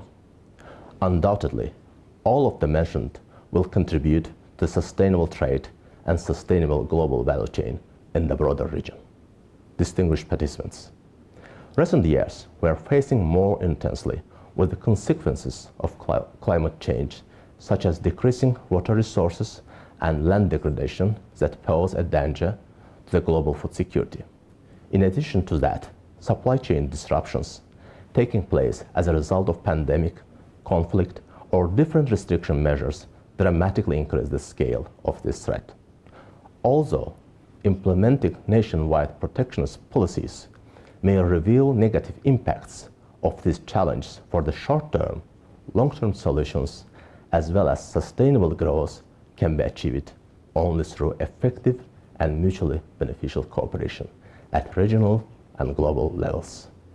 I believe that this forum will serve as an important platform in strengthening sustainable regional cooperation in order to achieve the mentioned objectives. Dear friends, at the end of my speech, I would like to once again thank the organizers for establishing the platform for fruitful discussions which will facilitate the exchange of knowledge and practices. It's important to face the challenge united, and I urge all the participants to contribute to mutually beneficial cooperation and partnership for the common good. Thank you for attention. Evet, Azerbaycan Cumhuriyeti değer. And also we'd like to thank the Minister Samet Bashir for presenting his speech. Now the floor is the Republic of Chile, and also Undersecretary of Agriculture, Ministry of Agriculture, will connect to the Jose Guardo. Mayor of İZMİR, Mr. Tank Sawyer, distinguished speakers, ladies and gentlemen. First, I would like to thank the organization for your invitation to give a few words. On behalf of the Ministry of Agriculture of Chile, I would like to begin my warmly greetings all the participants in this important event. Chile is a country located in the south of the world. It's a long and narrow territory surrounded by the Andes Mountains on the east, the Pacific Ocean on the west, the Atacama Desert on the north, and the glaciers in Patagonia on the south. Our country also has a wide range of different climates that allow us to have a high territorial biodiversity and a diverse agriculture from north to south. The agricultural sector contributes around 6.4% of the national employment, which represents more than 530,000 jobs. Our sector represents 19% of the total export of the country. Even more, considering agriculture, forestry, and livestock, the sector contributed 2.9% to our GDP in 2021 and grew 1.9% compared to 2020. Our performance in international markets has been successful. In the last 30 years, Chile has become an open economy as a result of unilateral reduction of import tariffs and the subscription of several trade agreements. Chile has 31 free trade agreements with 65 economies. This gives us access to 88% of the world GDP. In 2021, the agricultural, livestock, and forest export from Chile reached around 18,000 million of US dollars. 41 more exported to Asia, 27 to North America, 17 to Europe, and around 90% to South America. Some of the advantages of the Chilean agricultural sector are that Chile is one of the most relevant agricultural suppliers of the Southern Hemisphere because it has counter-seasonal productions with respect to the Northern Hemisphere. Chile also has competitive advantages because of its geographical isolation. Chile is a phytosanitary island free of disease like medfly and foot and mouth disease. We have never had a case of mad cow disease. Finally, we have a diversified productions. Our wide range of agricultural products is a consequence of the diversity of climates. Chile has 16 of the 24 climates of the world. We have good soils and climate conditions as well as a Mediterranean climate in the center of the country. The challenges for the agri-food sector have been changing over time. According to FAO, food production needs to increase at least 50% by 2050 to satisfy the demand of a growing population. In this context, we must adapt to new trends and challenges such as climate change, new technologies, and emerging crises such as the one caused by the COVID-19 pandemic and others, and also changes in the demands of consumers. Along with these challenges, we require to produce healthy, safe, quality agri-food products through sustainable food systems.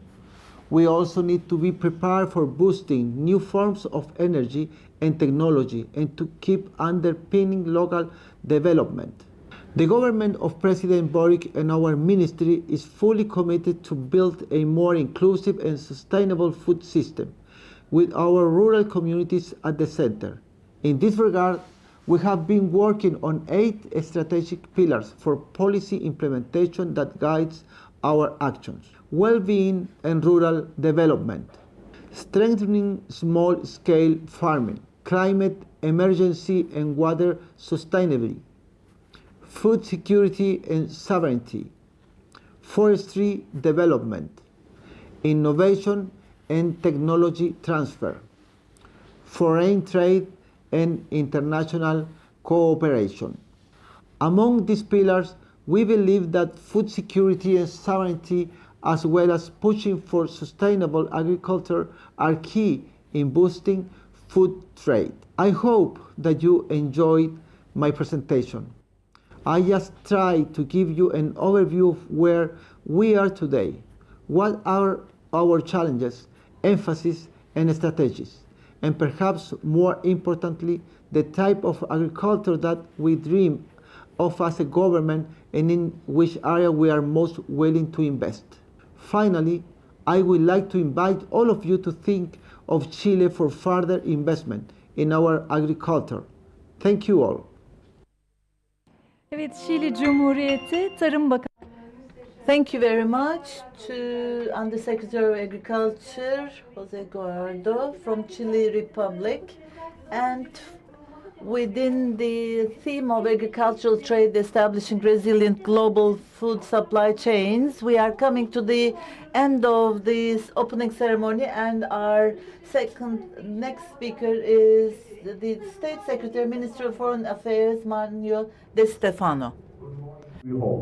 I'm very glad to take part in this significant event aimed at favoring the exchange of views and opinions among countries in order to find solutions for building a more prosperous world, especially in times of global crisis such as the one we are currently experiencing. The decision of considering food security a central issue within the İZMİR Business Day Forum is very timely, as we are facing an unprecedented food crisis requiring swift and decisive action by the international community. Russia's unprovoked aggression on Ukraine has generated a food crisis.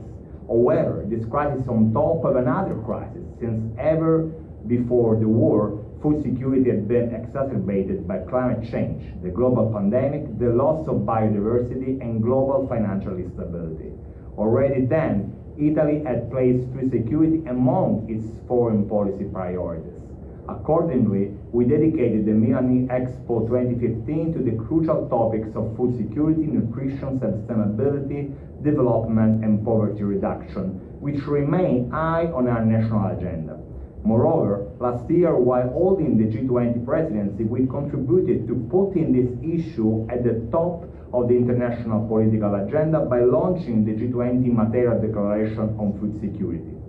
The Material Declaration was indeed a concrete and positive example of food diplomacy, since for the first time in history, a group of foreign ministries recognized food security as a major topic in the international debate. Furthermore, always in 2021, we hosted and co-organized in Rome the UN Pre-Food System Summit, which was jointly convened by the UN Secretary General and the Italian Prime Minister. The Rome-based UN agency have also played a vital role in addressing currently food security challenges, and we continue to support them in their efforts. Working closely with Italy's G20 presidency, FAO has launched the Food Coalition as an operational follow-up to the G20 Material Declaration on Food Security. In addition to the 10 million euros already committed to the program, Italy has added 5 million euros to the Food Coalition, with funds provided by our Ministry of Agriculture, mostly for projects supporting Ukraine's food production capacity. In response to the food crisis exacerbated by the war in Ukraine, we are also fully committed to supporting the discussions and initiatives launched in the framework of the G7 by our partners. In particular, we have supported the establishment of the Global Alliance for Food Security promoted by G7 leaders and are glad that alliance is already operational. We firmly believe that our priority should be to reach out to all countries affected by the food crisis. We thus want to understand even better their respective concerns and demands, and most importantly, we wish to involve them in identifying and implementing the necessary measures. We think that outreach initiatives are particularly effective when conducted at the regional level, as different regions of the world have different cultures, habits, and diets of food, and as a consequence, different types of vulnerabilities to crisis. In particular, we are very concerned about the possible effects of this crisis in the Mediterranean countries, where a heavily wheat-based diet exposes many to severe consequences due to the soaring prices and uncertainty about the future availability of wheat and similar products. We share with such countries not only the same sea and geographic area, but also common food culture. We thus decided to organize last June 8th with FAO technical support the first Mediterranean ministerial dialogue on the food crisis. The dialogue chaired by Italy, Turkey, Germany, and Lebanon, with the participation of 23 countries and 8 international organizations, provided an opportunity to discuss and understand the needs of MENA countries. In our perspective, this great initiative is only the first step towards more integrated cooperation with the Mediterranean countries in order not only to respond to the food crisis, but also to create better and more sustainable agricultural and food systems. We plan to organize the second edition of the dialogue next December. However, we believe that food security is so crucial that it cannot be discussed only in international meetings. For this reason, our Ministry of Foreign Affairs is organizing various events in Italy in order to raise awareness of food security among our citizens. In the last few days, we have participated in annual Rimini meeting with a pavilion dedicated to the food crisis and food diplomacy. Last July, we convened the event Mediterranean Diet Instrument of Diplomacy. And at the end of September, we will participate in another event dedicated to the Mediterranean diet organized by the GM of Bari.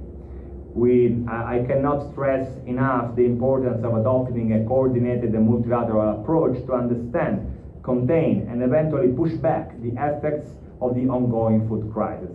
The full consequences of the Ukrainian conflict on global food security have rapidly become clear, as millions of tons of wheat and other agricultural commodities could not be exported from the country's Black Sea ports, thereby further increasing an already high global prices. The seriousness of the situation requires a coordinated multilateral response.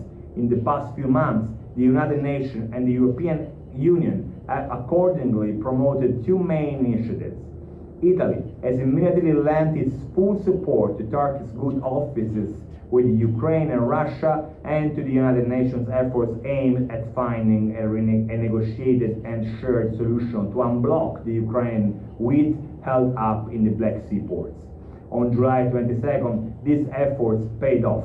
Russia and Ukraine agreed in Istanbul to allow the safe resumption of maritime shipping in order to get Ukrainian agricultural products back on the global market.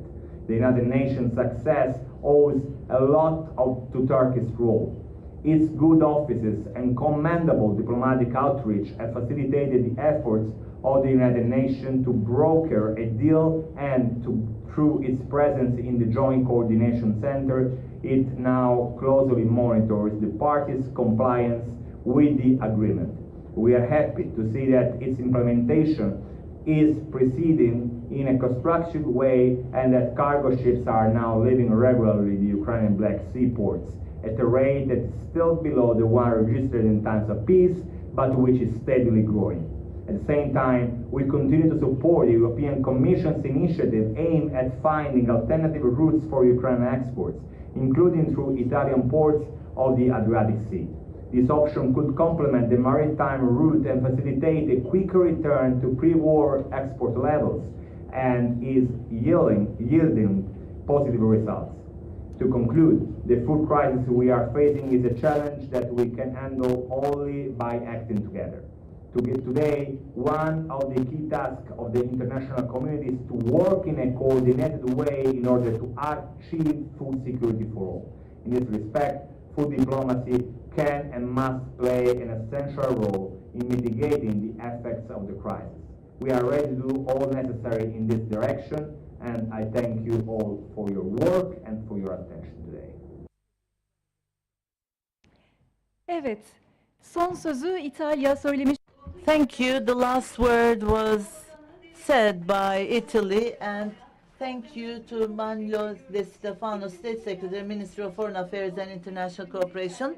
And thank you. Within the scope of İZMİR Business Days, we have had live connections and video messages, and trade, agriculture, and fair will be talked about, and it has already been started to be talked about. And thank you very much. And our opening session took place as the 1.5 hours time, and we have had connections from our Minister of Trade and our mayor and our governor. And at 15 hours, we're going to be talking about transformation in agriculture, green and sustainable agriculture, agricultural-based specialized organized industrial zones, application examples, and you can watch the live broadcast at 15 hours. Thank you very much. And on the 2nd of September, we'll be together. Thank you very much.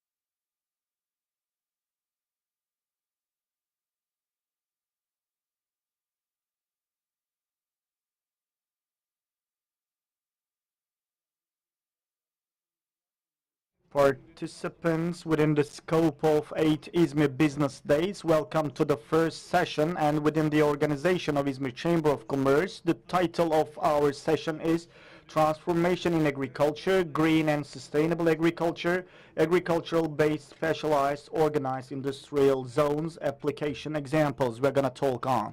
And with your permission for the inaugural speech, I'd like to invite the Deputy CEO of İZMİR Chamber of Commerce, Mr. Emre Kızılgüneşler. He's invited to the floor. The floor is yours. Yes, sir.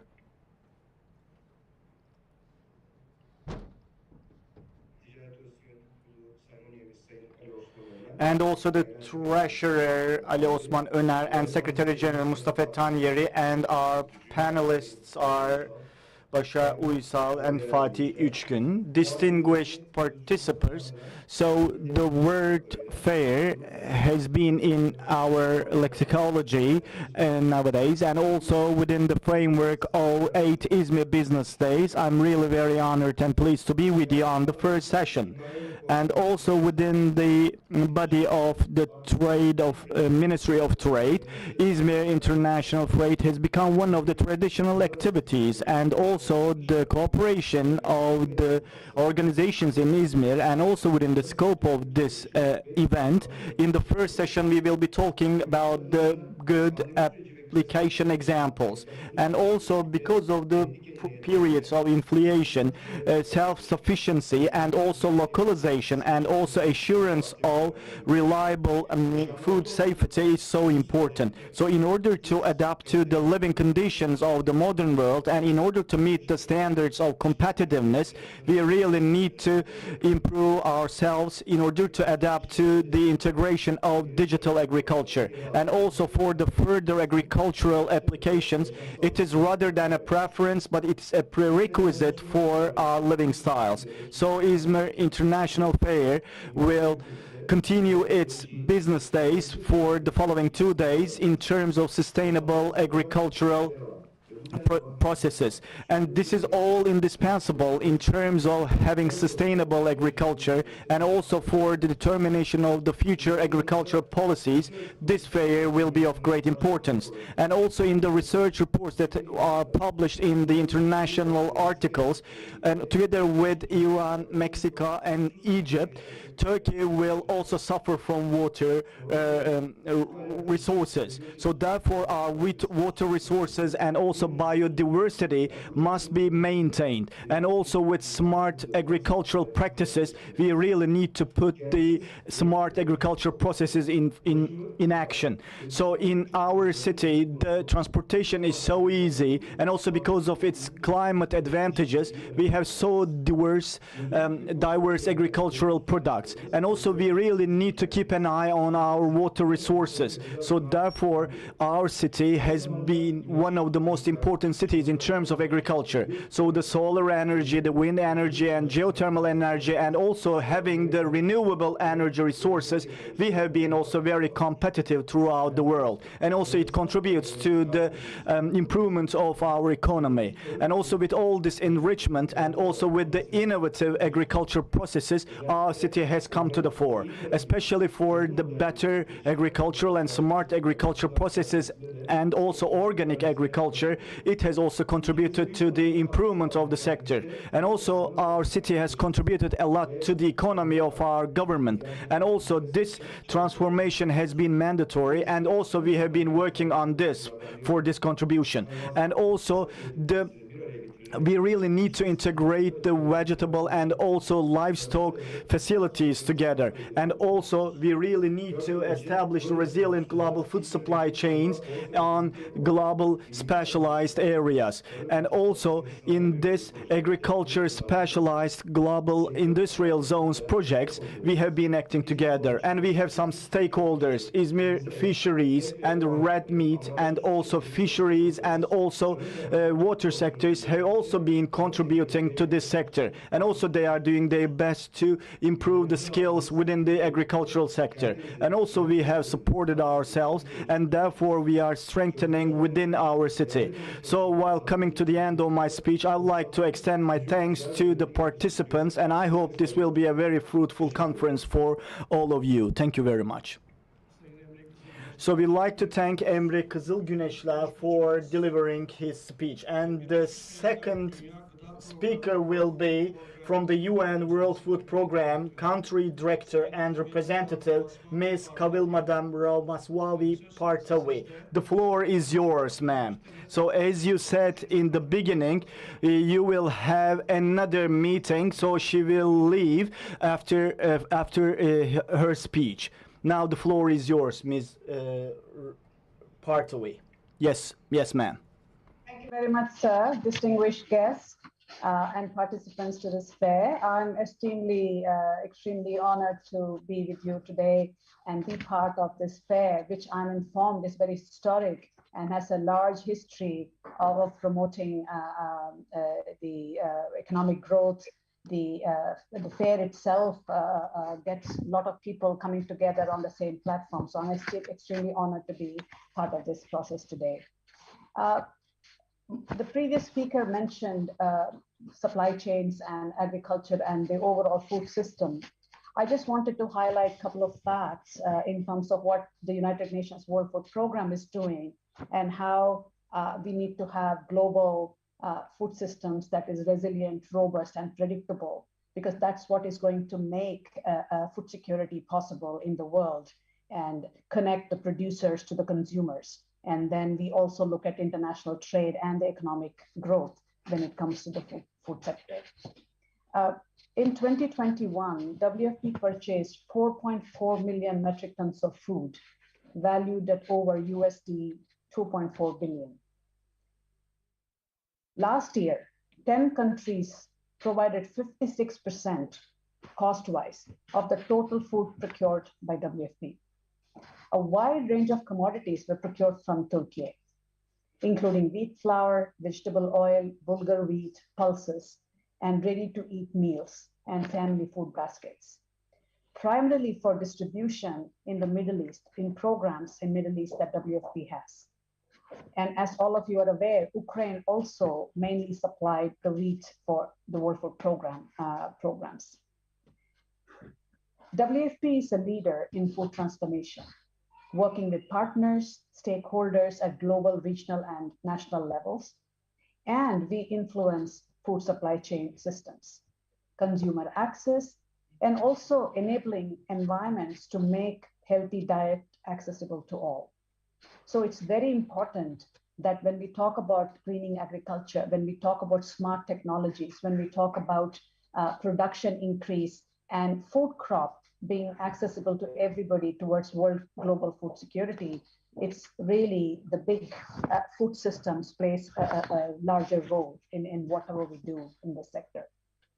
As both buyers of food and direct deliverers of food, our agency can influence the supply chain foundations for systemic solutions.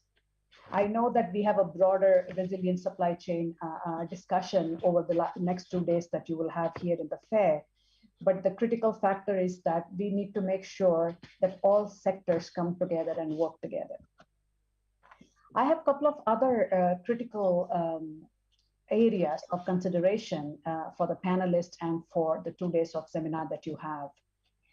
The COVID pandemic really exposed the world to the fragility of the local, national, and global food supply chains and the vulnerability of the supply chains to sudden shocks. Not only sudden shocks, but also extended shocks. When the period of shock gets extended, we really see global supply shrinking as well, which is not very good for inflation. It is not good for access and purchasing power of the people who consume the food. So at this point of time, what we will be looking at is how climate change impacts the production, but then as a result of the production being reduced, the value addition to the products that are processed, and then how they are supplied to the world over. Because this may really have a huge impact on the food security of the world if we don't adapt, if we don't diversify, and if we don't change the practices in terms of how food is produced in the world and how countries can be self-sufficient.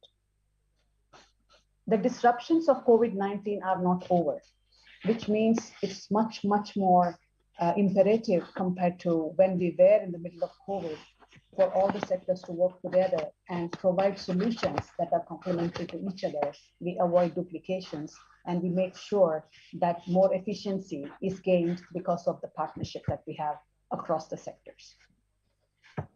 Agri-systems, the previous speaker, esteemed speaker, talked about different types of technology, smart ways of doing business, using renewable energy to bring into bear to increase food production and diversify crops and food products. We also have to make sure that these are catering for the diverse diets that people are eating. People are, their palates, their food habits are also changing. We are a global citizens now. We not only eat food that is very common to our own countries, but we are experimenting with cuisine of other worlds, which means we are talking about food commodities that are going transboundary, food commodities whose demand is increasing across the world. So all the more important that the food systems are coming together and taking into consideration this effect as well on the consumption and availability of goods through the global supply chains to the world markets. Looking forward, for us as an organization and for all of us invested in this issue, in this sector, we need to ensure that high-performing food systems support the core functions of food production, food transformation, and access for consumption very predictably and efficiently. When we talk about efficiency, we are talking about the quality of food. We are also talking about the costs, affordable costs to everybody. There should not be disparity in food procurement and food access and food consumption, because then we are not talking about a productive society, but we are talking about a society that may not have balanced diet to eat. We are also looking into areas of incentives for food producers, for processors, for distributors, for ensuring that we are increasing the capacity to supply food, not only to the local national markets, but also to international markets. When sufficient, safe, and nutritious food is delivered to everyone, and when we have well-informed consumers, we will ensure that there is least food wastage and high consumption. We also want to make sure that food systems support inclusive structural transformation of economies, boosting productivity and incomes, which also contribute to reducing poverty and hunger. So for us as an organization and for all of us who are in this together, it is very, very important that we work towards building robust, sustainable, and predictable global supply chains. And the starting point is, what are we producing? How are we producing it? Are we being climate smart? Are we being sensitive to our contribution to safeguarding our environment for the future and for the future generation?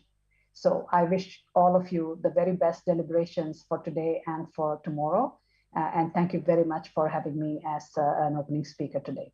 Over to you. Sayın Temsilci Parvati'ye değerli. Thank you very much, Ms. Parvati. Thank you for your evaluations, assessments, and your views. Thank you. And now, with your permission, we're going to go on with the panel part of our session. First of all, we're going to be talking about good agriculture.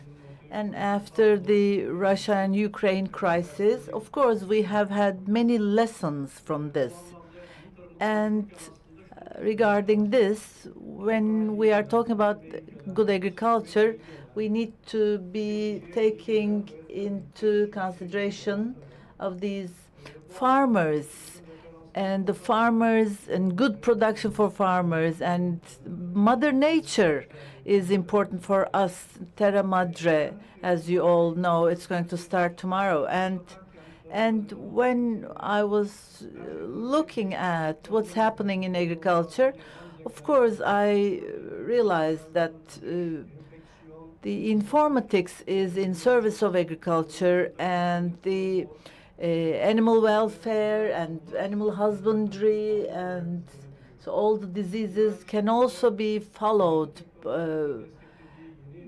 in real time. And also the informatics technologies give us many information, many pieces of information about the soil structure and the natural disease, early alarm systems, anything for agriculture. So as we are in a structure, the ISQ, the Development Center, partnered by the Chamber of Commerce as well, we have been working on that we know that we have many startups, many entrepreneurship projects, and they are all realized, and we are really happy seeing these. So entrepreneurship should not be only limited to technology or industry, so it is becoming a topic of agriculture as well. And what's going on in the world? I looked at the Ecuador constitution in 2008. This constitution is really interesting. The article number 10 that takes place in that constitution. So the nature that the life began, or the mother nature, is a whole, and protecting the evolutional processes has the right to be revived. So it's talking about the right of soil.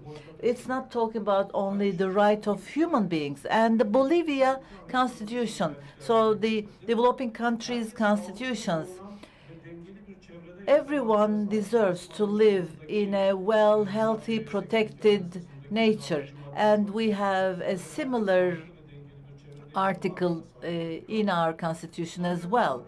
But in Bolivia constitution, it is also mentioned that if there are violations for environmental right, everyone has a right to sue. So this puts the individual as a subject, as a prior subject in the nature or in the environment. So even in the constitutions, these kinds of articles started to take place. And in this part of our panel, first of all, I'd like to give the floor to the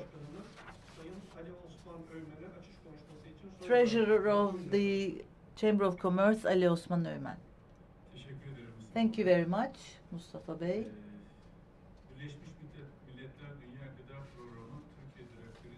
And I'd like to thank UN World Food Program Country Director and Representative, Ms. Parvati, Mr. Emre Kızılgüneşler, and our panelists. I'd like to thank you all, and I'd like to address you all. And without, talk about the same topics,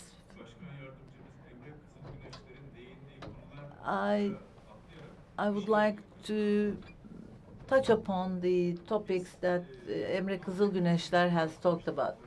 Yeah, we started this project, starting the agricultural-based specialized organized industrial zones application examples. However, before pandemic we started, and the importance of them has been understood and they have been accepted.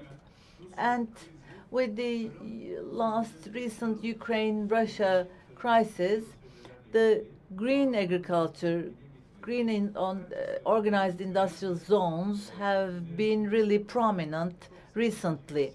And the agricultural has been realized as a very structural sector. And we started to be listening to people talking about that. And digitalization, as in other sectors, has been really important and significant. And agriculture should have its biggest share from digitalization. And so to keep up with the sustainable agriculture, we need to do that. So our professor talked about, drones and the artificial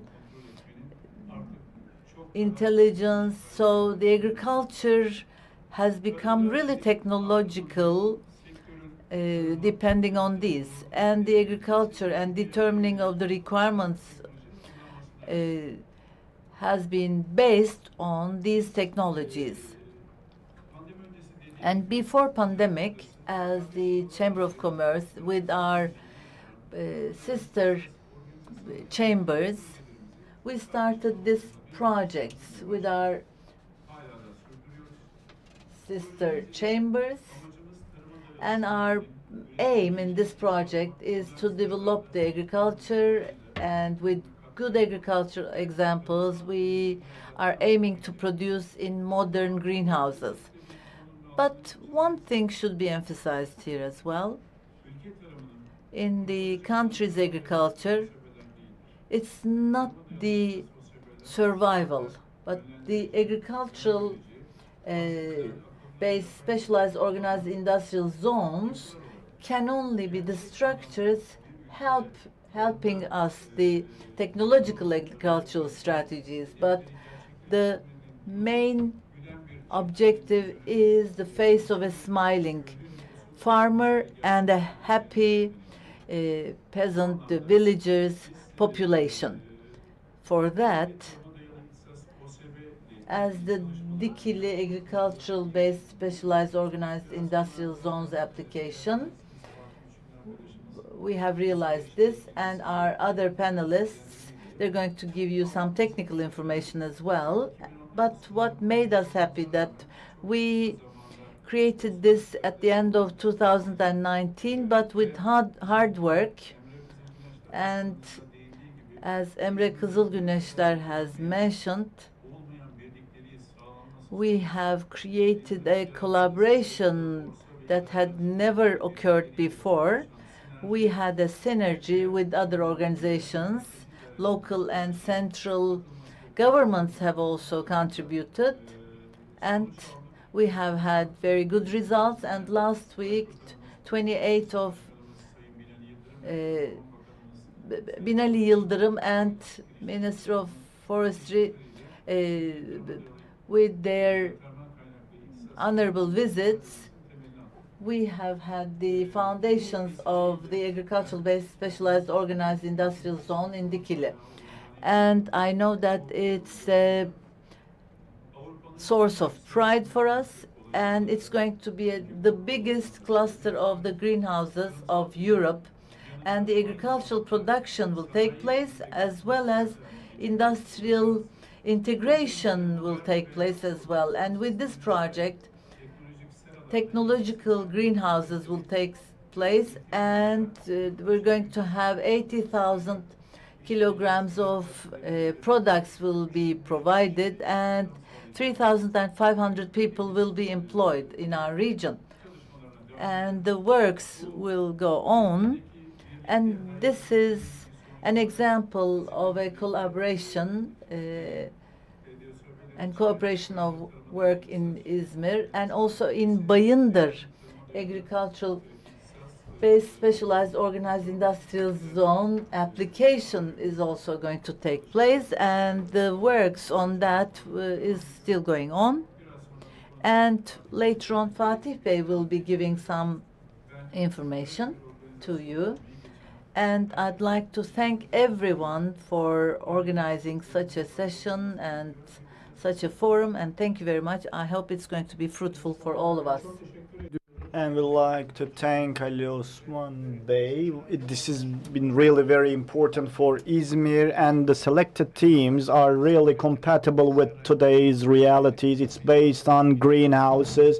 The other one is based on medical and aromatic plants. Yeah, we really understand how important health is, and also the other one is the cut flowers. So this is another beauty of life. And now, with your permission, a geology engineer. So Fatih İçgün, he is the counselor of agricultural-based specialized organized industrial zones. So he will give us some details, and what is also underlying behind this project. We'll be listening to him. Thank you.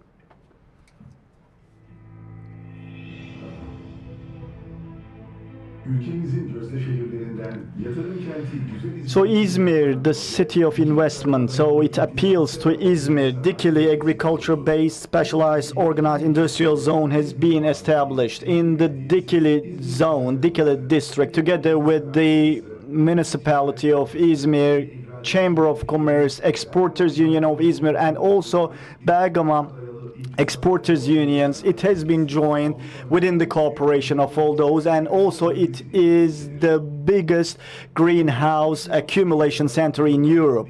And also the Kili agriculture-based specialized organized industrial zone has some modern greenhouses in it.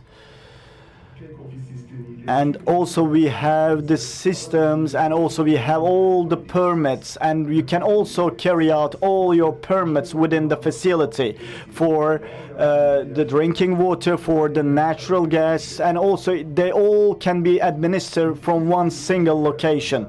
And also there are 50 modern greenhouses, and also for fresh fruits and vegetables you will manage this situation. And also the heated, full automated, without soil greenhouses, you are going to have some good examples of agriculture, and you will contribute to the economy of the country by this way.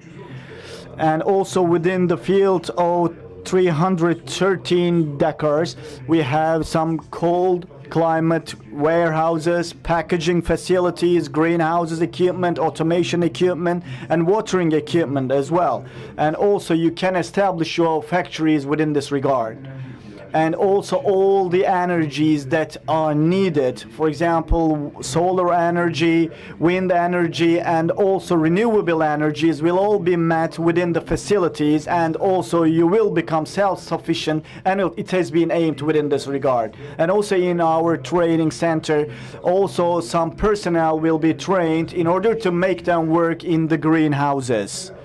And also as for the greenhouse wastewater and also for the rainwater treatment, we are going to establish water management systems. And also for the vegetable waste, we are going to establish a biomass center.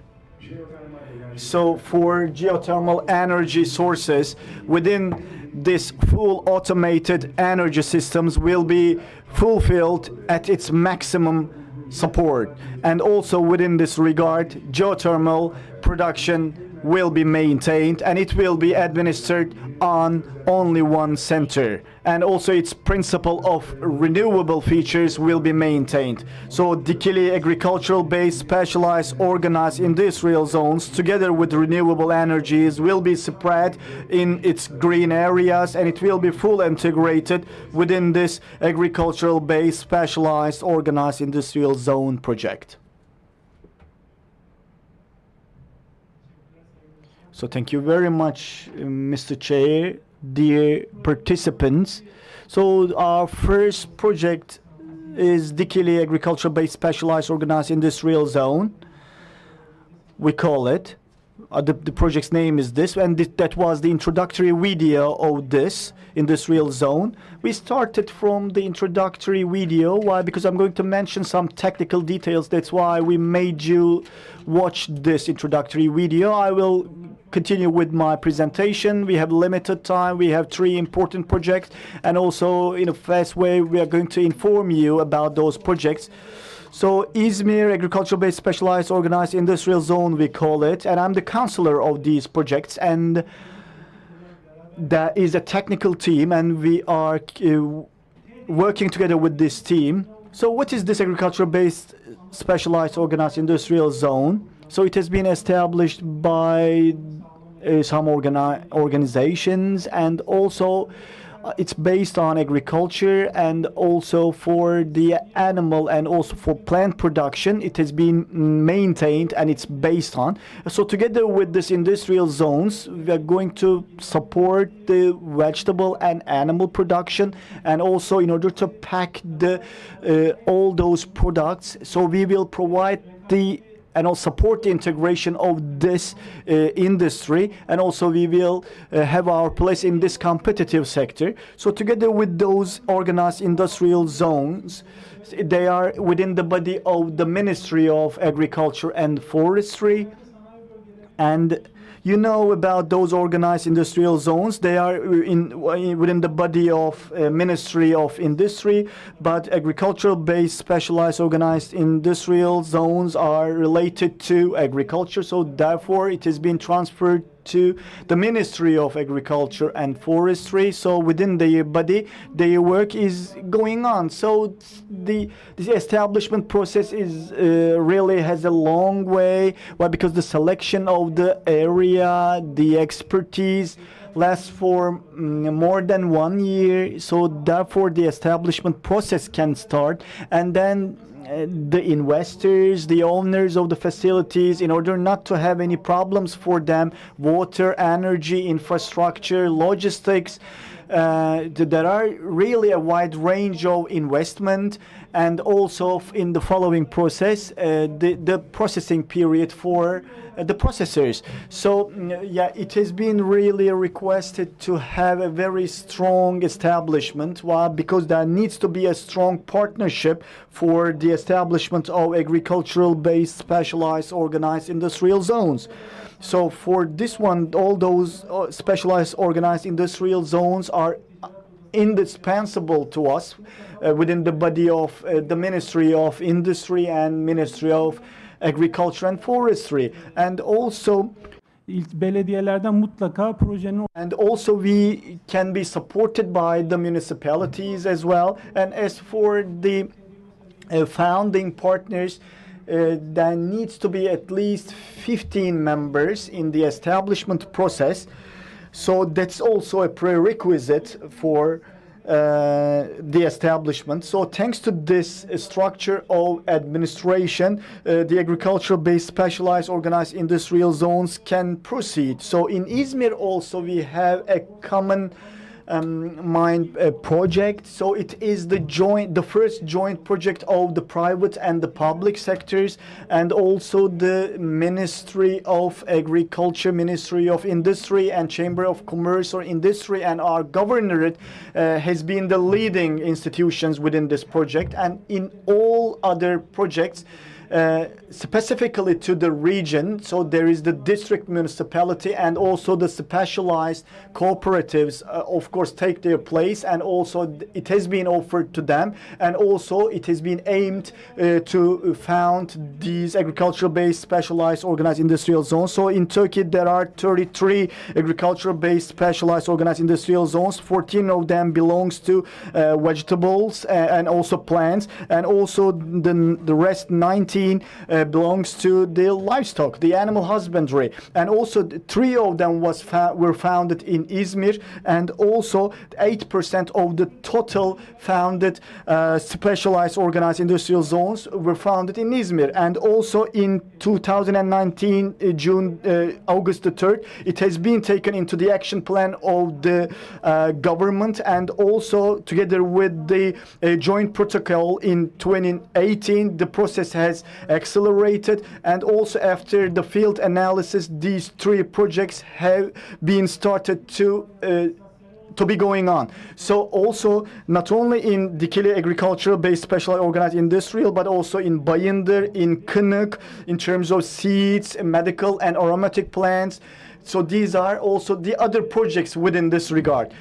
So as for the period of the first project, I would like to talk about the establishment process. After the protocol, we have the project team, and also we have applied to the governorate in 2018, and then with the endeavoring work of the Ministry of Agriculture and Forestry lasted for 4 months. Finally, in November 2019, the field was approved, and therefore within this regard, Dikili agriculture-based specialized organized industrial zone was established. And also following that, the other projects in the following years, as soon as implementing all technical details, the establishment processes of the other projects were also completed. The first one was in Dikili, the second one is in Bayındır, and the third project will take place in Kınık. So all of these projects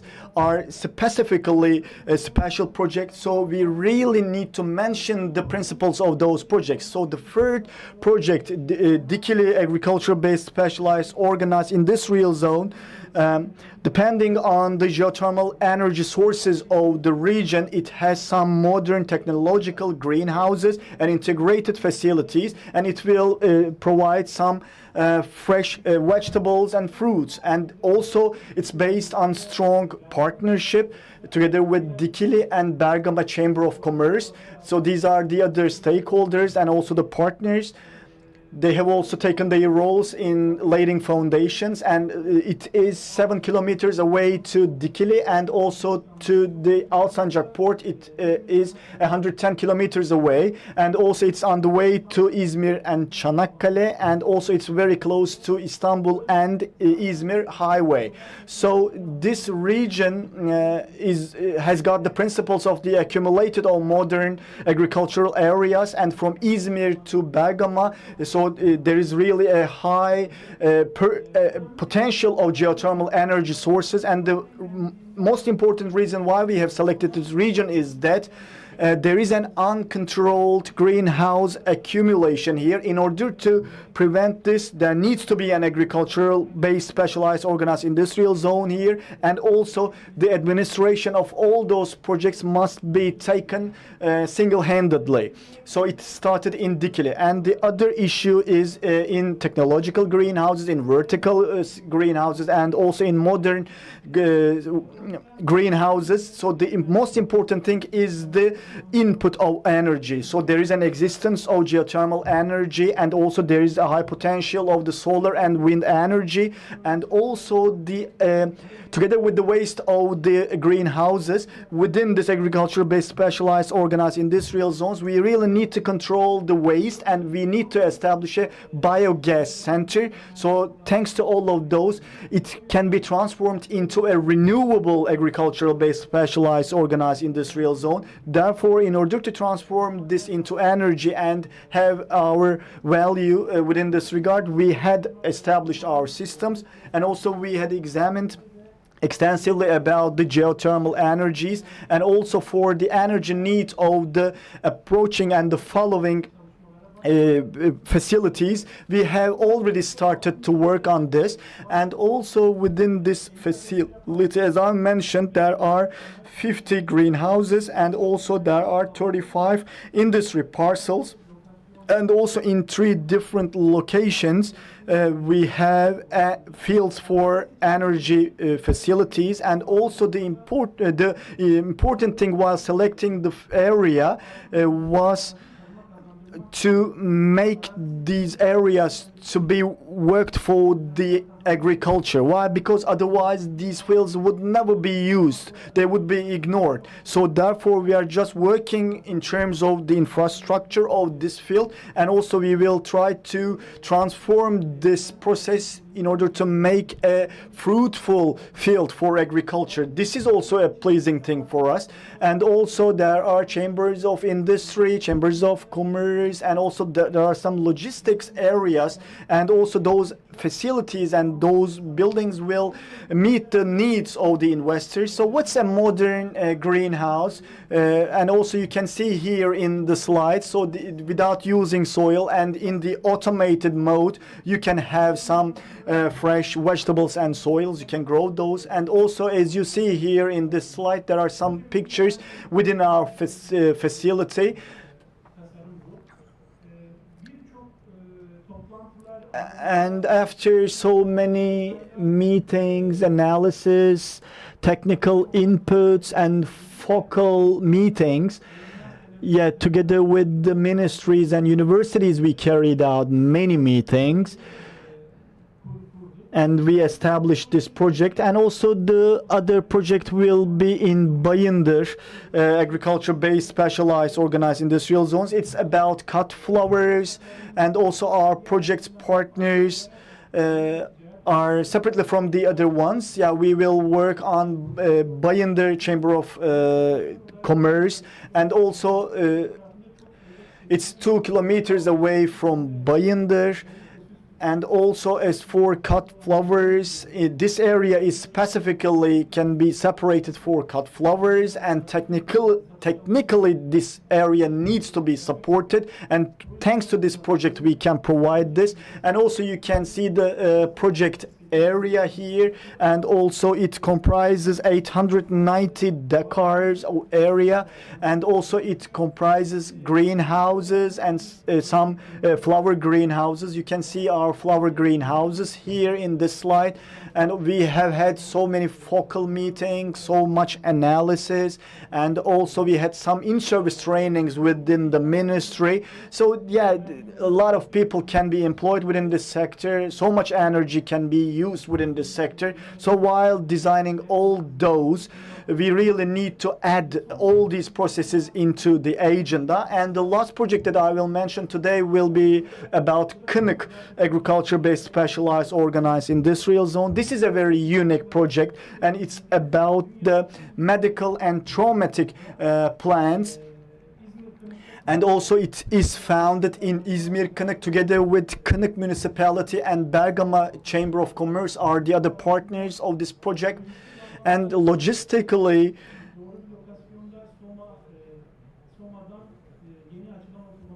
so it can be connected to Soma Highway, so the accessibility is much easier within this regard, and you can see our area within this project. And this is the draft of our project.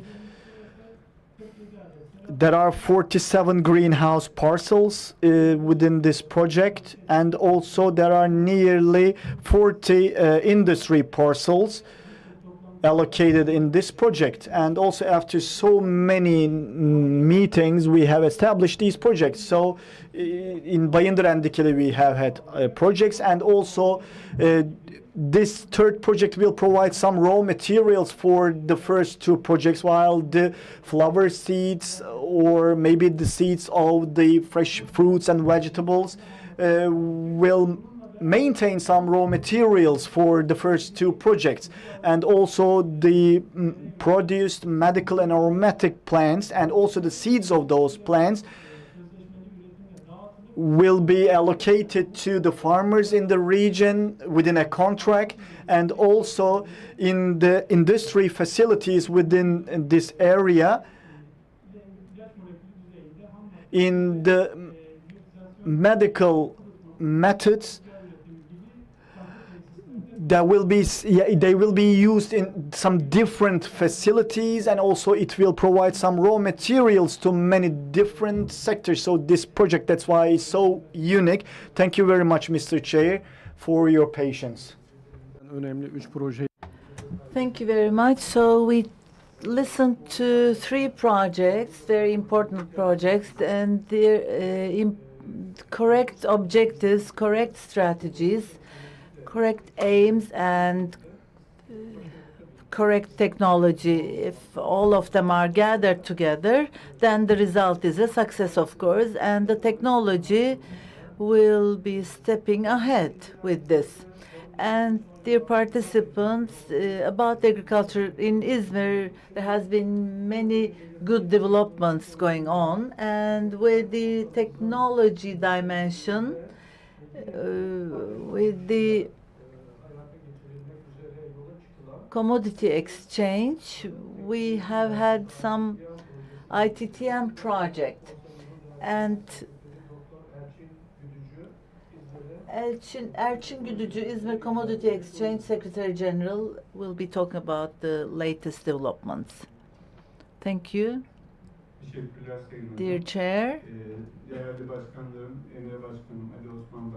dear Chairs, Emre Başkan and Ali Osman Bey,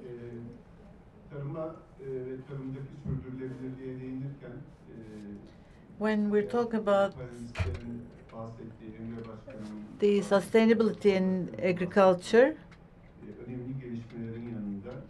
there has been important developments, and of course the technology part is really important. Digital agriculture, agriculture 4.0, or the sensitive agriculture, all of them are really important applications. And in the focus of this topic, our culture working together has also been touched upon. And the Agricultural Technology Center will be starting shortly, and I'd like to talk about that. And thank you very much for inviting me to this panel and giving me the chance to talk in this panel. And it is one of the good examples of our culture as well. And this Agriculture Technology Center, with its many stakeholders and with the contribution of our ministry, is a project that is going to be realized shortly. And the commodity exchange has been celebrating its 132nd year, and it has had many stakeholders and entrepreneurs, and it has buying and selling systems, and it has been leading the way for technological innovations and licensed depots and the option market. It has founded the option market, and the buying and selling can be done digitally, and the Agricultural Technology Center has been aiming the agricultural technological systems and from soil to table. At every point, we're trying to exist in every step. But of course, agriculture has been seen as a strategic sector, and not only us, but others also can refer to that. So in the 80s, agriculture was that. Now food is at the same place, and of course the food crisis has changed our approach to agriculture. One reason for that is the climate change, and then the food crisis, and the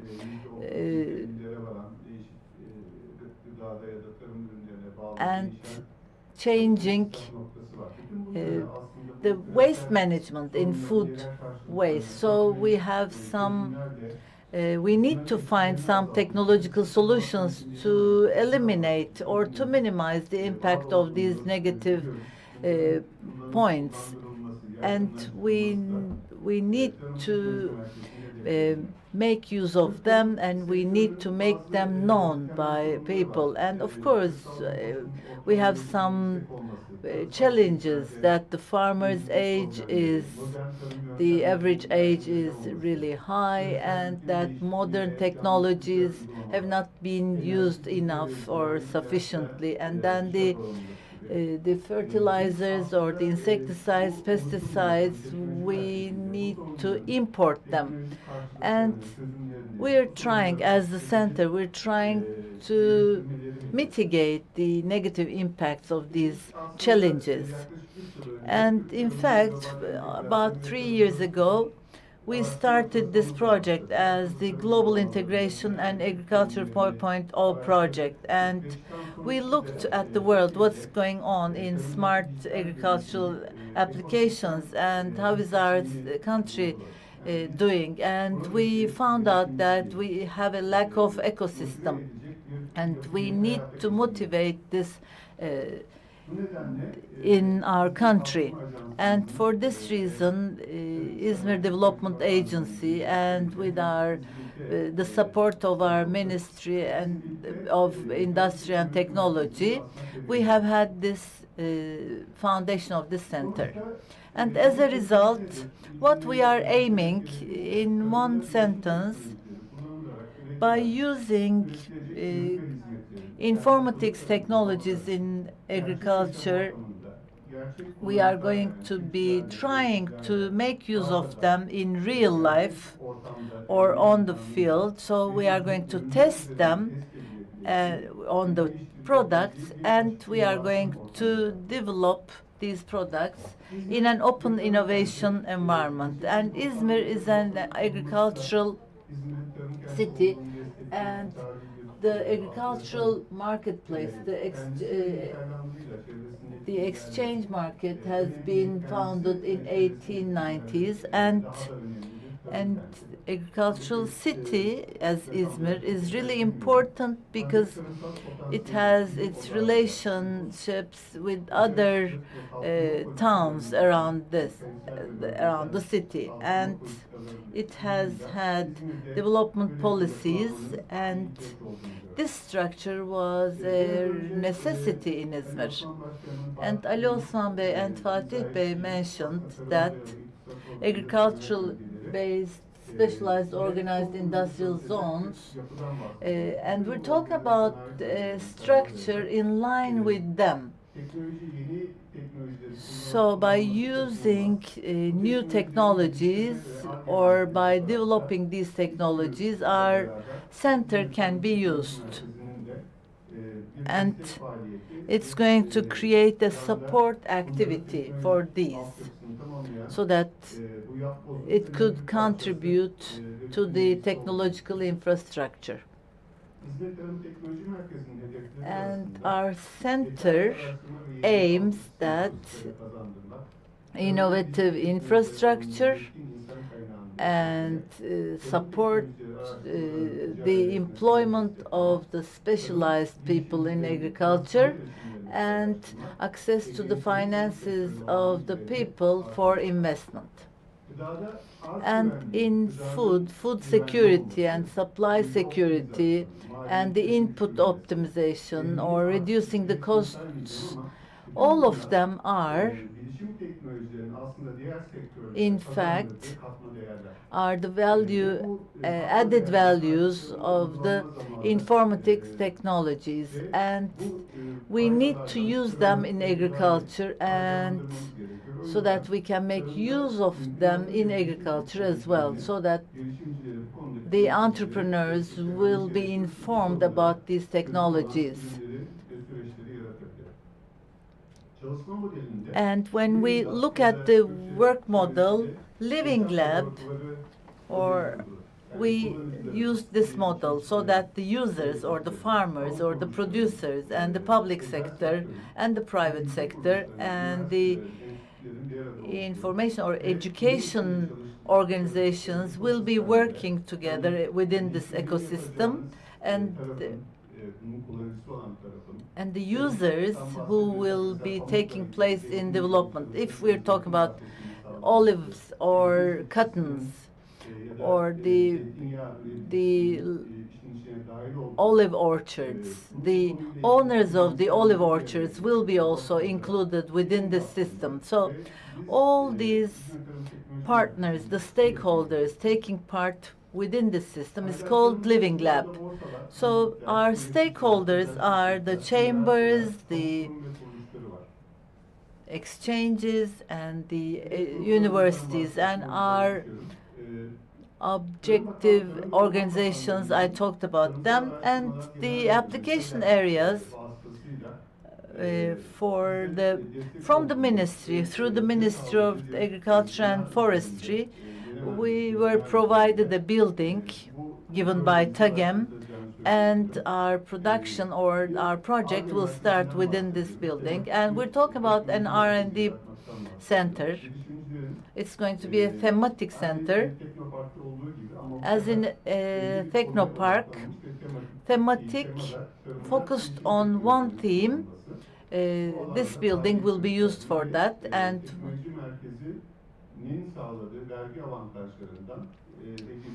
the tax advantages will be also provided here.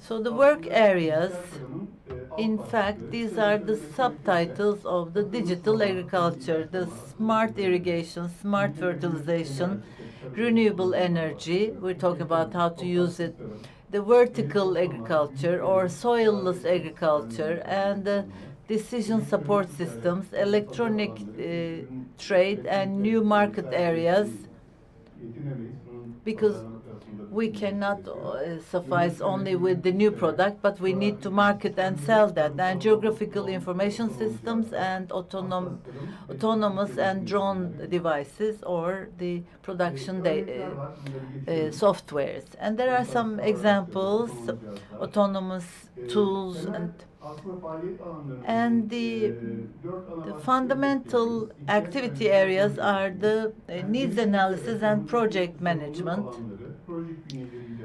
So the challenging areas in agriculture, knowing people or informing people about them, and then trying to find the solutions for that, and technological services, and education, training, and consultancy, and also acceleration and the incubation centers. And I'm going to skip the details about that, and about the project steps. And we started the bidding, and in April, May, the physical infrastructure will be completed, and hopefully the investors will take place. And our Ministry of Agriculture and Forestry, İZMİR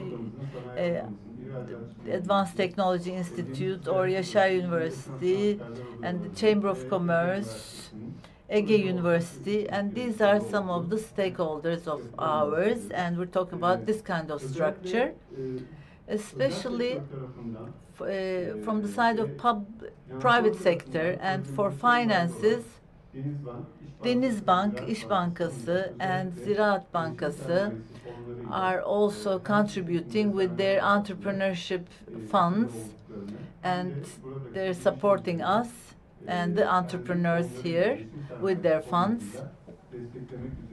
the entrepreneurship capital that they are giving this support for. And the technological center status, we applied for that. The advantages of that is that tax advantages and the exception for the customs duty. And we hope that many entrepreneurs are working on that, and they want to have some developments, but they cannot find the necessary environment. So we have nearly 285 registries, and I hope we will have more of them in the future. Hopefully, we are going to be hosting many entrepreneurs in agricultural technologies, so that we can have national, local solutions will be provided and will be produced. We're aiming to have this ecosystem. As I said, April and May months will be the months for us to accept the entrepreneurship registrations. Thank you very much. And I wanted to wrap it up as quickly as possible. And within agricultural technology, with all the stakeholders, we're very happy that we are working all together, and I hope we're going to have successful results. I would like to thank Dr. Erçin Güdücü. Yeah, it's really exciting and can inspire some other similar projects. So I hope it will be really successful. And now it's time for the last speaker of this session. He's not only my colleague, an academician. Yeah, we are really proud of being an academician, but Yaşar Bey has also another title, as he's a farmer, as of another identity. He's a farmer.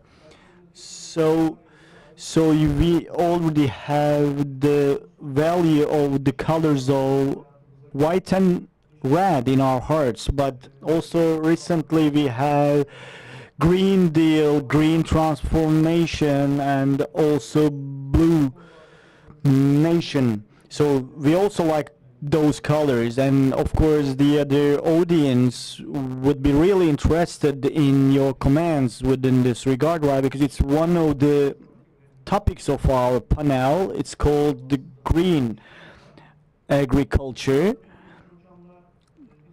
And of course, together with Yaşar Bey, we have acted together many times, and there is a remark of Mevlana, yeah, what was present in the past was in the past. Now, today, for the future, we need to say more.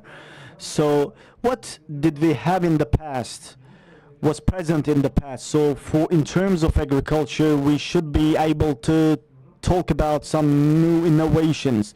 We listen to the commands coming from the İZMİR side, but throughout İZMİR, what are the commands? Now the floor is yours. Thank you very much. It's really a great honor for me to be with you.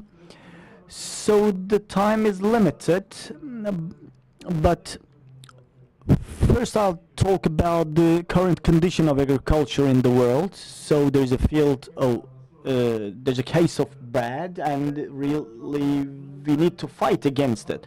So together with the pandemic process we have learned, but also the crisis between Ukraine and Russia has taught us another dimension. When we look at all around the world population is continually increasing. In 1950 it was around 2.5 billion, and now the current population is 8 billion. So it's hard for us to feed the 8 billion population, and it's really a challenging process in terms of poverty and homelessness. And also the other topic is that, so as for the development of agricultural production, what has happened? So in 1970, so the value was $312 billion, and now it is increased. But the other sectors' production has increased much more rapidly.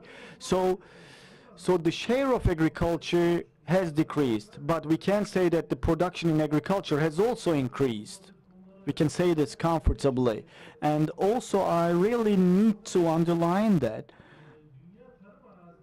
So all the agricultural fields throughout the world have enhanced.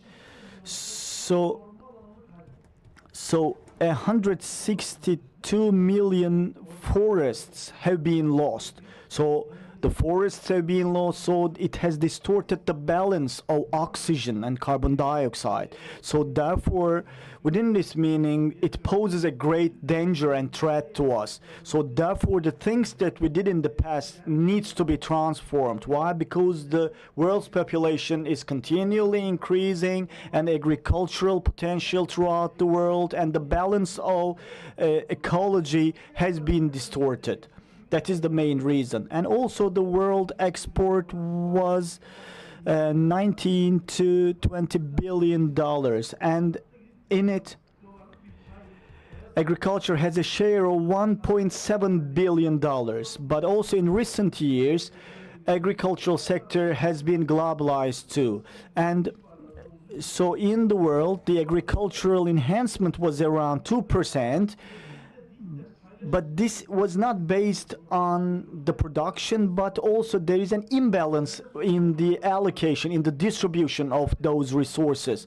And also, Sadık Hoca used to say us that as long as there is an imbalance of income throughout the world, there's going to be the migrant nations from one part to another said. So now, currently, we can really understand that his thesis was totally correct. And also in the agricultural export, the Netherlands, Canada, the USA were the leading figures. So as for Turkey, also we have a share within this regard. And also another topic I would like to mention is that so the agricultural share of the total share all around the world is around 10%. So also FAO Food Prices Index. So let's look at the real prices. There isn't a big change here. So when we look at the nominal trends, so the food prices have increased a lot, you can see that. So what I mean here, on one side, all in the world, just by making use of resources, we are just distorting, exterminating the forests, and also the agricultural prices are increasing rapidly. So we have poverty. So, and also there is an imbalance of this distribution, and it causes very important problems. And it's for the sub-products, it's for the subgroups of products, I can also share, and if you give me your mails, I can also send you this information. And in all products, there is a rapid increase in recent years.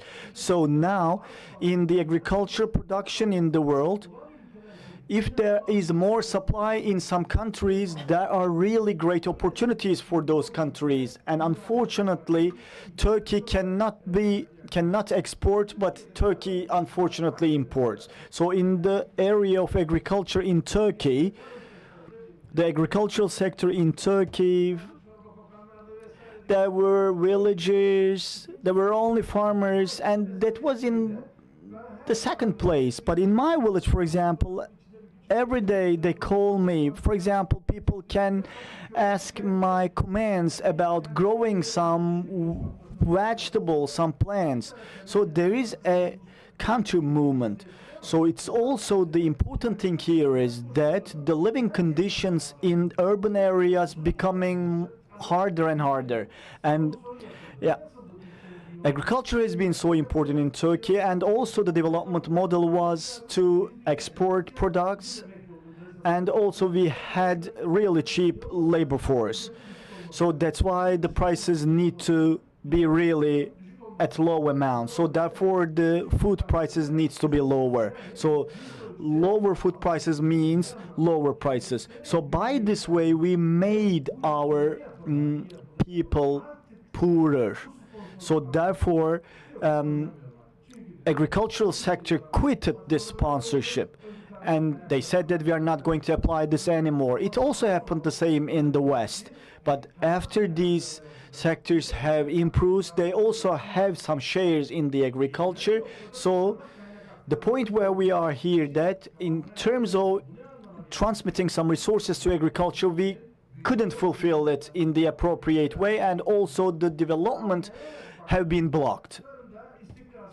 So there is an unstable development in agriculture, and its share in production decreases day by day, and also the employment decreases, and also young population do not want to work within this sector, and also the elderly population, they don't know what to do in urban areas, so therefore they have to stay in villages. So in terms of the small and medium-sized entrepreneurs, they have no other chance, and that's why they have to sustain those working style. So in US dollars, yeah, the green graph can show us the agriculture production, and also since 2000s this agriculture product have increased, but since 2015 agriculture production have decreased. So in this development process, Turkish lira gained more value. So why did I put this graph in such a meeting? If we have low foreign exchange, you can proceed. But if you balance between the exchange rates, and if you have low foreign exchange, then your export can increase, your production can increase, but up to which point? Up to a certain point you can improve. So in Turkey's microeconomic policies must be changed by Turkey. So rodeo horse maybe move a little bit less. So in the GDP development graph, in such a developing sector, there are many exporters, industrials, they can't really proceed their works. So therefore the agricultural production must be stable. So why do we want to transfer people from rural areas to urban areas? So in services sector, in the services in industry, yeah, they can really work as 3 times as the ones working in rural areas. When you transfer those people in urban areas, they have more potential. And if there are a migration from rural areas to urban areas, then in this regard,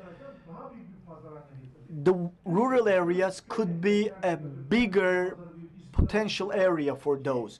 And if there are no other villagers, then you have to really continue your work with machines, and also it will become a great market.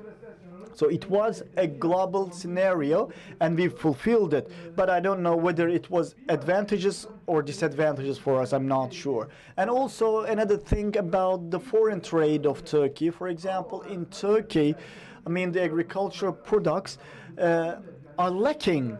But as for the processed agricultural products, there is a surplus. So there is an interesting thing here. So if I proceed to the other graph here, so the movement in export, the increase in export is interesting. So the increase in agricultural production depends on foreign exchange rates. So there is a structural problem here, and I can share those with you later on. And also we call it green transformation, ecologic balance, or sustainability. We are always talking about those. And as for the use of agricultural pesticides, yeah, there is really a great increase. Yeah, I'm not talking technically here, but there could be some problems in the balance of ecology. So this graph gives us some information to change ourselves in a concrete way. And also another thing is the condition of farmers.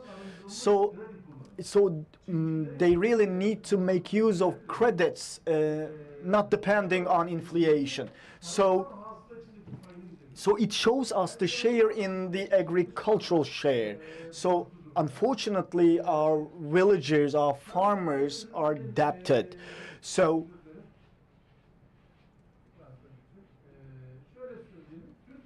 in Turkey, in agricultural sector, it's open to foreign trade, to foreign sectors. So I will give you some examples. So the main topics that we are talking on is cotton. So it's really an important product in Turkey. So let's talk about 2020 figures. I will just talk about the figures. In Turkish textile sector, we are really very developed, and in export we come in the third place. So it imports 977,000 cotton. And also as for sunflower oil, we imported 151,000 tons, and also 1 million tons as seeds we imported. So why is Ukraine process is so important? For example, I've grown up in a family which really grew cotton. And in our village, nowadays, unfortunately, no one is growing cotton. And also, we really need to import cotton in order to make cigarettes. And also, it's a very important raw material for the industry. And also, in 2020, we really had to import 1 million tons of cotton. So these are the strategic products. And also, we imported 9 million tons of wheat in 2020. So what do we understand from all those figures? We cannot achieve any place within this roadmap.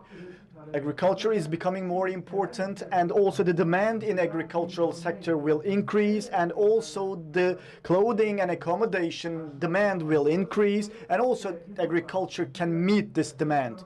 And therefore, the increasing population is based on this agriculture sector as well. But in Turkey, the agriculture product is out of becoming profitable, and we are always against the products, and also farming is not advantageous. So in agriculture product, the things are not going well, and the young population is not interested in this. And there is a big problem in agriculture, we need to say. If the generation is dealing or is busy with carrying out some agricultural processes, if they do not carry out this, we will lose the culture of production. This is the biggest problem that will be posed. And while cultivating cotton, if you really cultivate in the deeper positions, it can get dry. So there is really a very important balance while cultivating. If you may have some money you may need to, or you may want to cultivate plants, but that is not an easy thing. So we really need to focus on this. So within Mustafa Bey's question, we really need to do something new. There is global climate change and the use of the agricultural fields, poverty, and also people collecting waste from the markets. There are unhappy villagers. My uncle had a coffee house in the village, and he has really 7 million amounting debts. So he can't continue his profession. So no one is able to meet the requirements of buying some cotton. And I ask, what do you do? They are not paying me, and also I'm not paying to Hemen topluyorum hocam, biliyorum. wholesale dealers. Yeah, I may have some difficulties in timing. Now I forget about the slides and continue this way. Yeah, okay, we have detected something, and what is the final solution?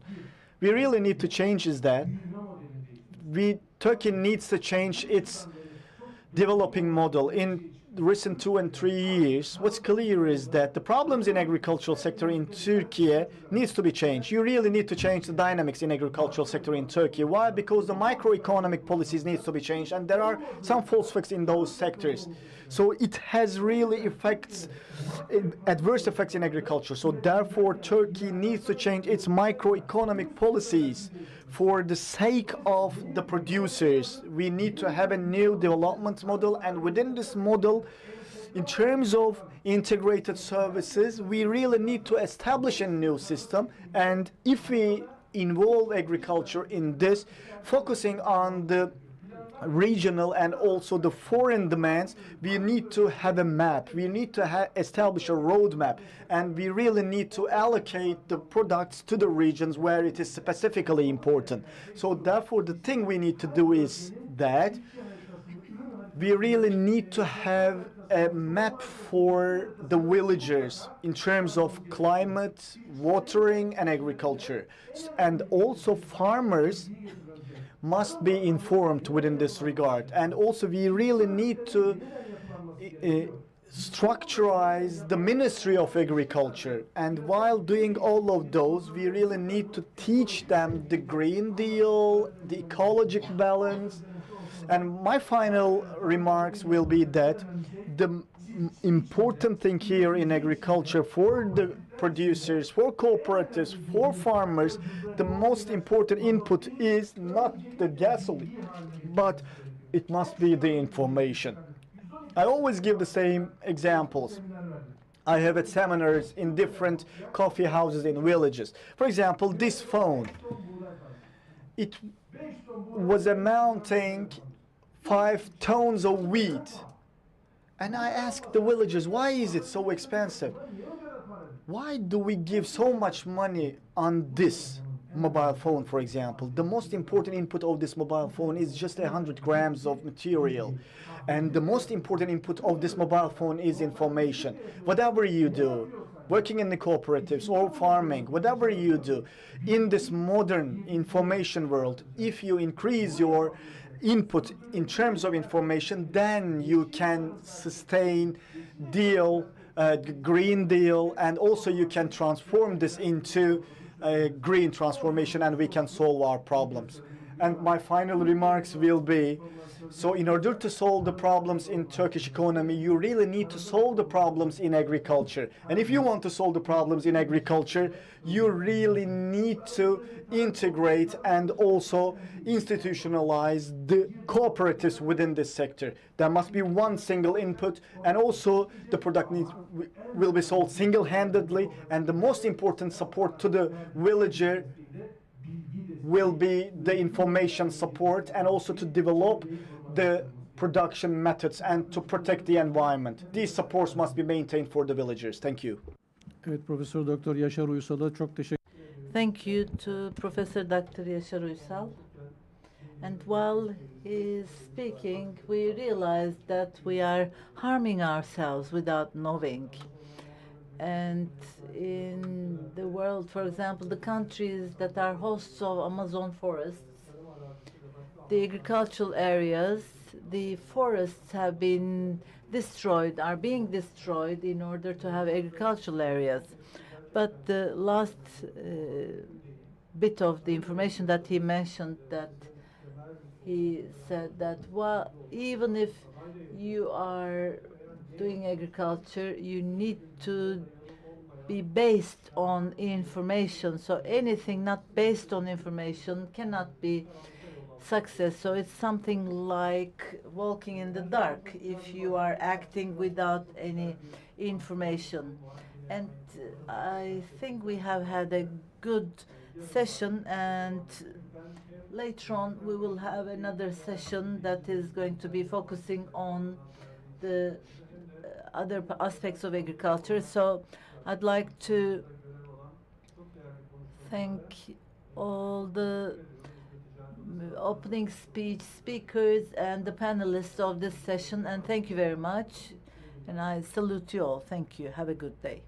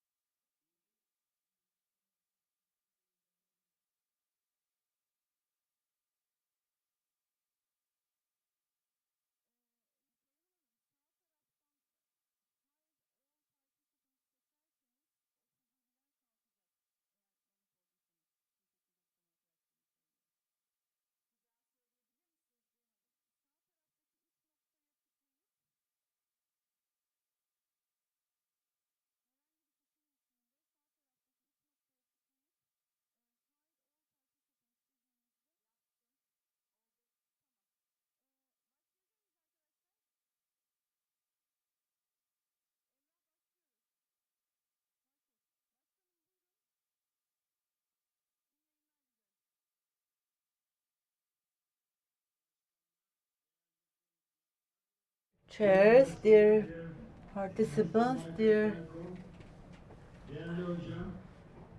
ambassadors,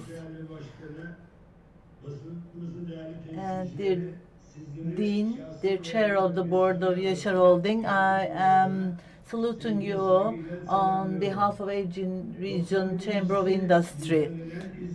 91st of İZMİR International Fair has been organized, and we have our panel today, and I'd like to welcome you to our panel. And it's been coordinated, this organization has been coordinated by the Ministry of Trade, and I'd like to thank you all for the organization. And I'm going to be moderating this panel, and in this panel we're going to be talking about the future of agriculture and food in a changing world. We're going to be evaluating this important topic, and we're going to be squeeze it into 75 minutes, and every speaker has a 10-minute of talk time, and I hope it's going to be a useful meeting and panel.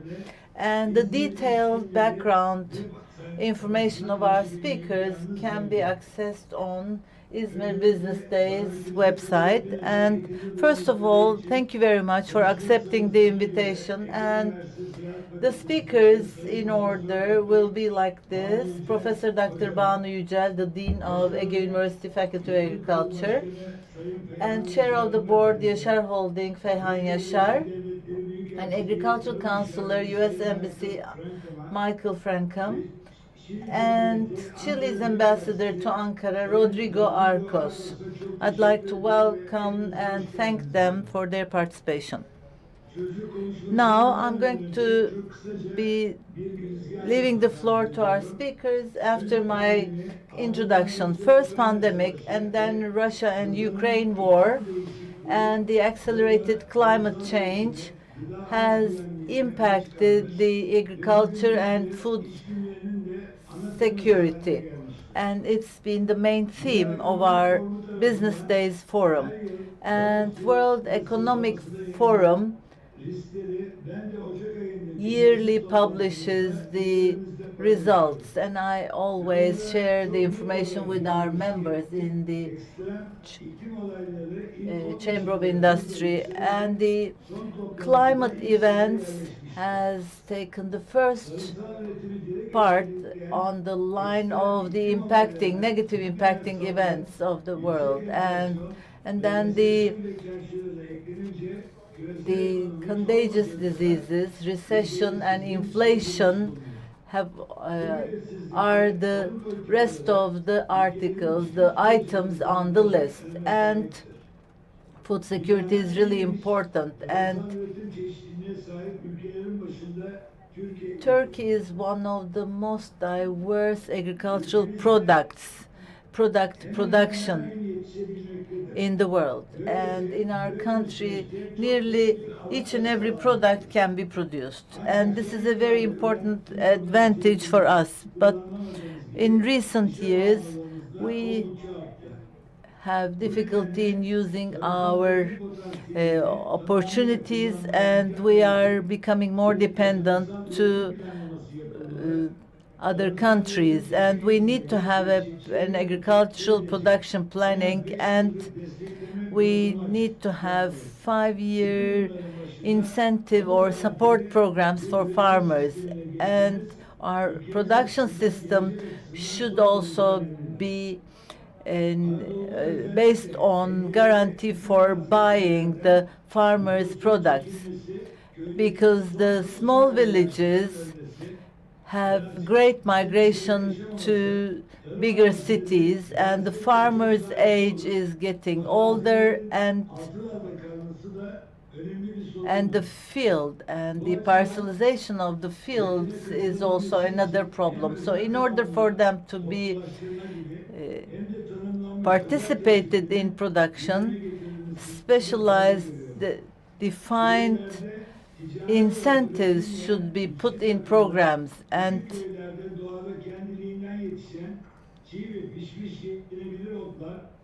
some raw weeds and cooked weeds that are produced or that are grown on the soil automatically can be also supported. And for plants and fruits, in order to increase their fertility, insecticides and pesticides risks should be known very well, and the necessary precautions should be taken. And in food production, some frauds and counterfeit products should be also prevented. And the organic production should be emphasized. And in light of this information, İzmir is a host of agricultural areas, and they are being impacted by negative effects. And for our region, what kind of change, transformation is necessary in order to better use our agricultural potential? So I'd like to give the floor to our Professor Dr. Banu Yücel. And she has been rewarded by TÜBİTAK twice, and she has had many publications, national and international publications, and she has taken part in rural development projects, and she has been taking active role in the women's production in beekeeping. So the floor is yours. Thank you very much, and thank you for your kind introduction. Thank you, and Feyhan Yaşar, Michael Frankam, and Rodrigo Arcos. I'd like to salute you all, and thank you to the participants for taking part. And I'd like to thank the Aegean Regional Chamber of Industry. And now I'm going to share the screen, and I'm going to be sharing my presentation with you. Yes, I think it's a full screen presentation. Can you see the screen? Yes, yes. All right, thank you. So the population of humans has been increasing really rapidly, and we have reached 8 billion. And this number in the coming years will be increased, and in 2050 it's going to be 9.7 billion. It has been foreseen, and this fast change impacted agricultural sector a lot. And in order to meet the needs of the population until 2050, we need to have a 70% increase in agricultural production. It has been mentioned by FAO. Of course, the agriculture is a really important activity, and when it's evaluated wholly, it has an important effect on the society. And for agriculture and food, natural, sociological, and economic factors negatively impacting agriculture and food, in order to eliminate them, agricultural fertility and production should be increased, and it's becoming more and more important in the coming days. And agricultural sector has been negatively impacted by economic, social, structural, and climate change challenges, especially the latest climate changes, the regional wars, and the contagious diseases, migration, environmental pollution, and this, depending on this environmental pollution, the decrease of biodiversity, and using the soil in a wrong way, and natural disasters. All of them are the factors have been impacting this process. And the Society 5.0 concept has a relationship with Industry 4.0 concept. And Society 5.0 is different, and it has been created by using the information society. And in the focus of this, human and the well-being of human beings is focused on in order to have sustainable societies. And it has been accepted by UN, and there are 17 sustainable objectives. In the agricultural sector, when we look at the developed economies, AI-based remote control, agricultural robots, autonomous tools and devices are being generated, and they are being more common.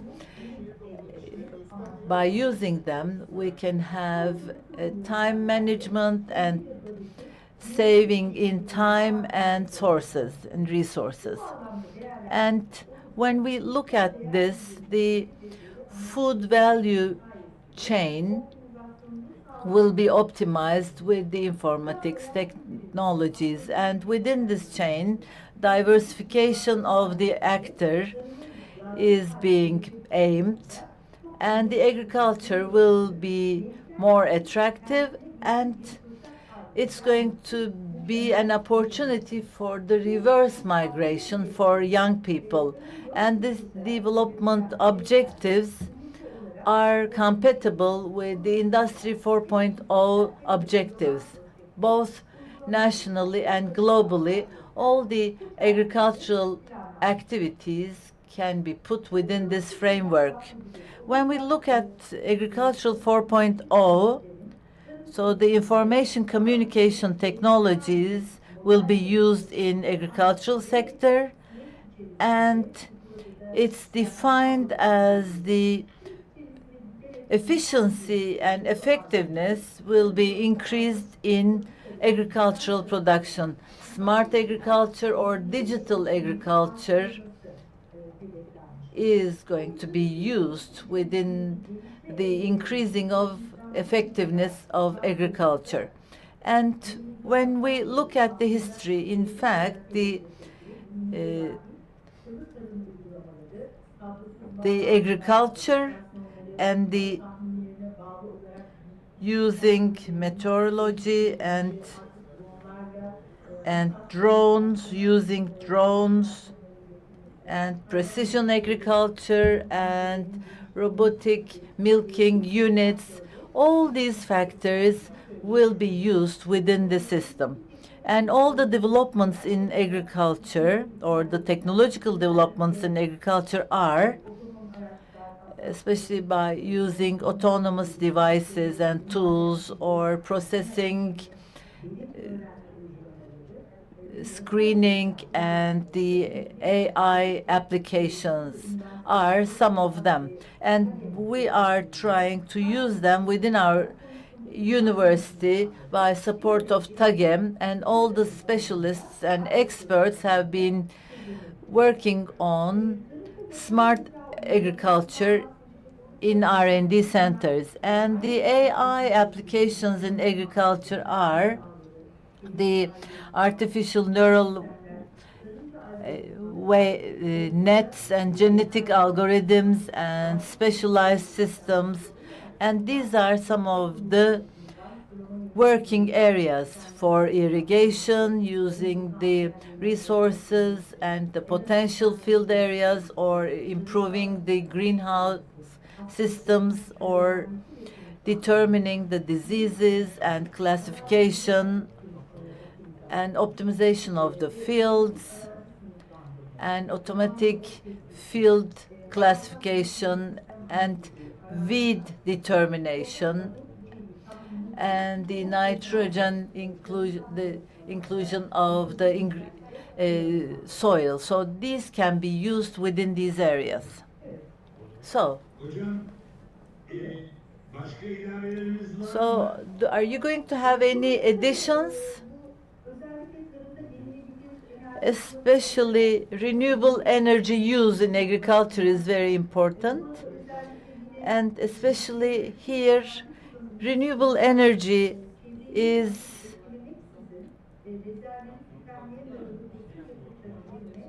is using the environmental energy resources rather than using fossil fuel resources.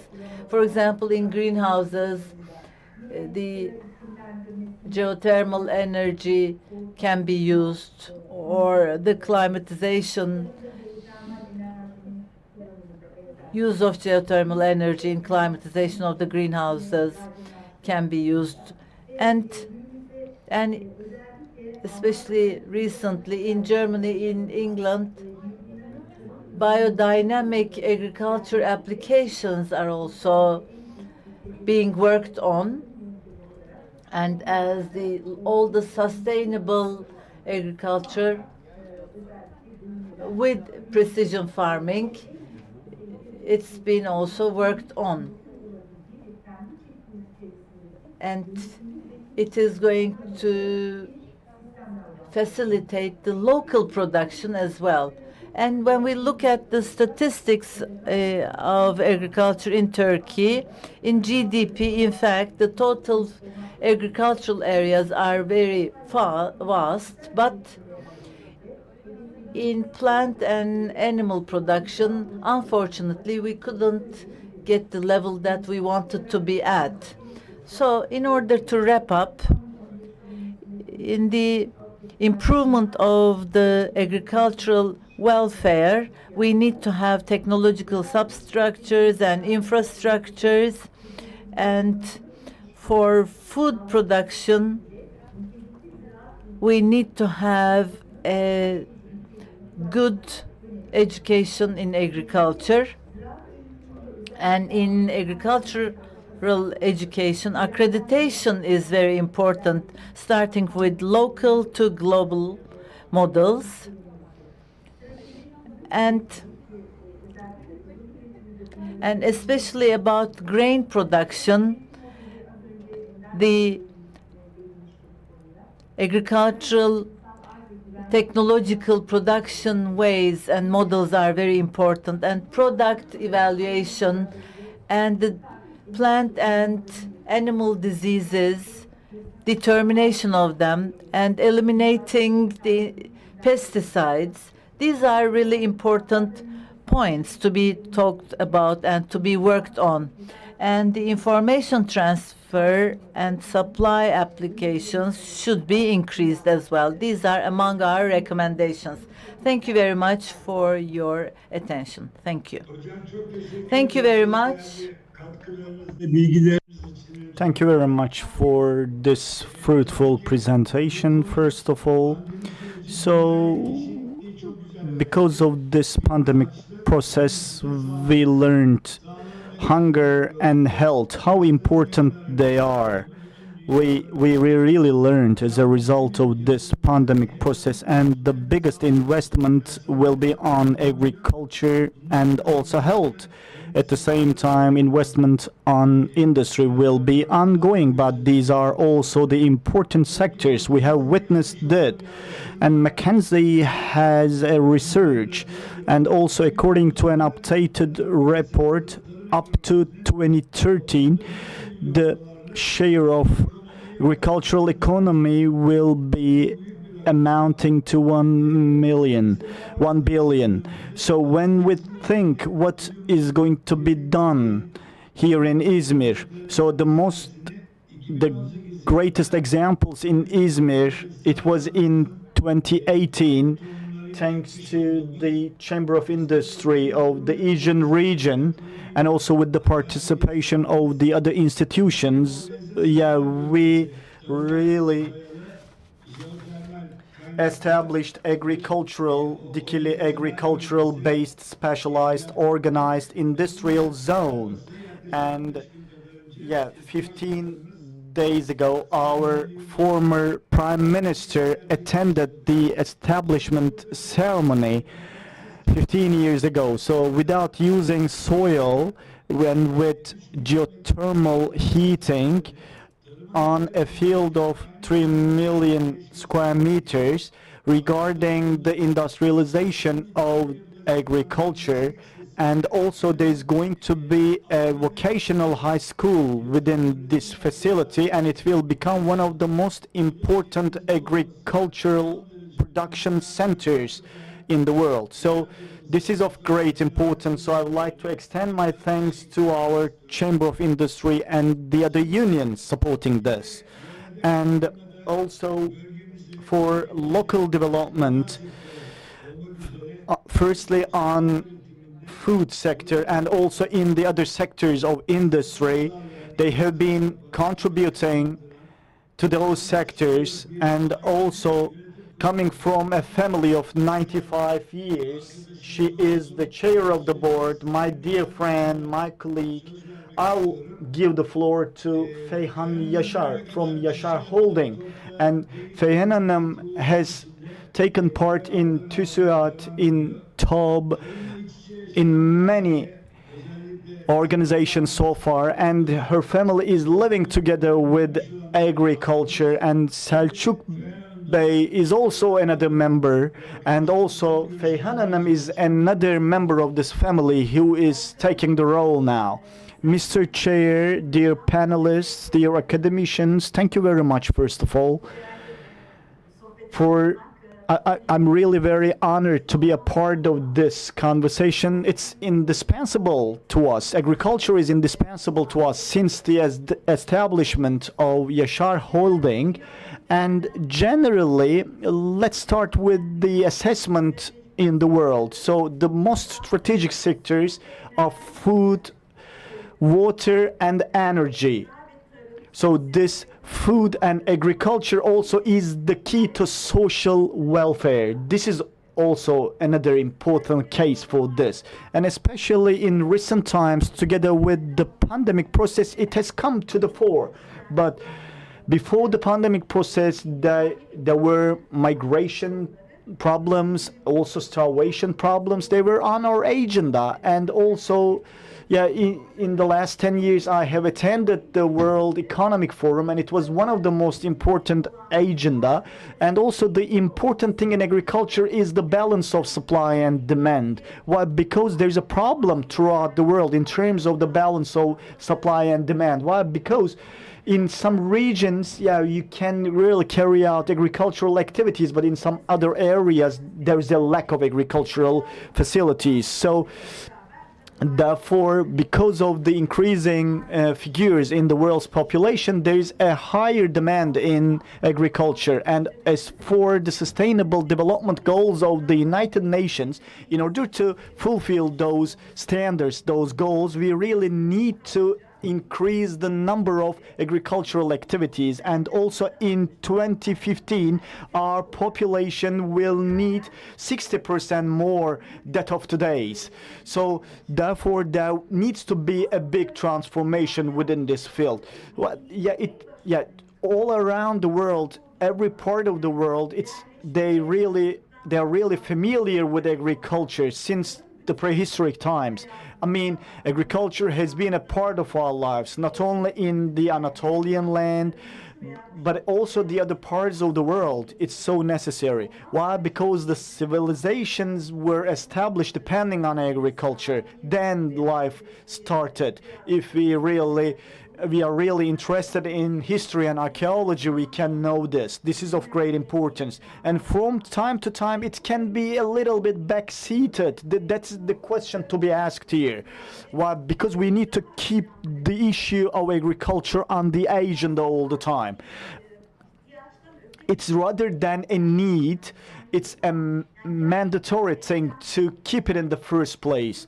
I mean, in the climate crisis and in terms of sustainability, there have been so much work done so far. And also Yaşar Holding has had a part of those work. And also we signed Global Compact as our institution. So in the animal husbandry part of agriculture, we have been actively working. So therefore we have so important sustainable development goals. And also there is an increasing number of housing, urbanization, and these causes the decrease in the number of agricultural fields, and therefore the fertility and the efficiency in agricultural work and also the quality in agriculture unfortunately has been caused as a result in return. So, and also another adverse effect was on the farmers. actually the governments, the regulatory bodies has had some roles to balance this. In agriculture, in animal husbandry, thanks to those efforts, Turkey has come to a certain point, but we really need to take some more steps to develop.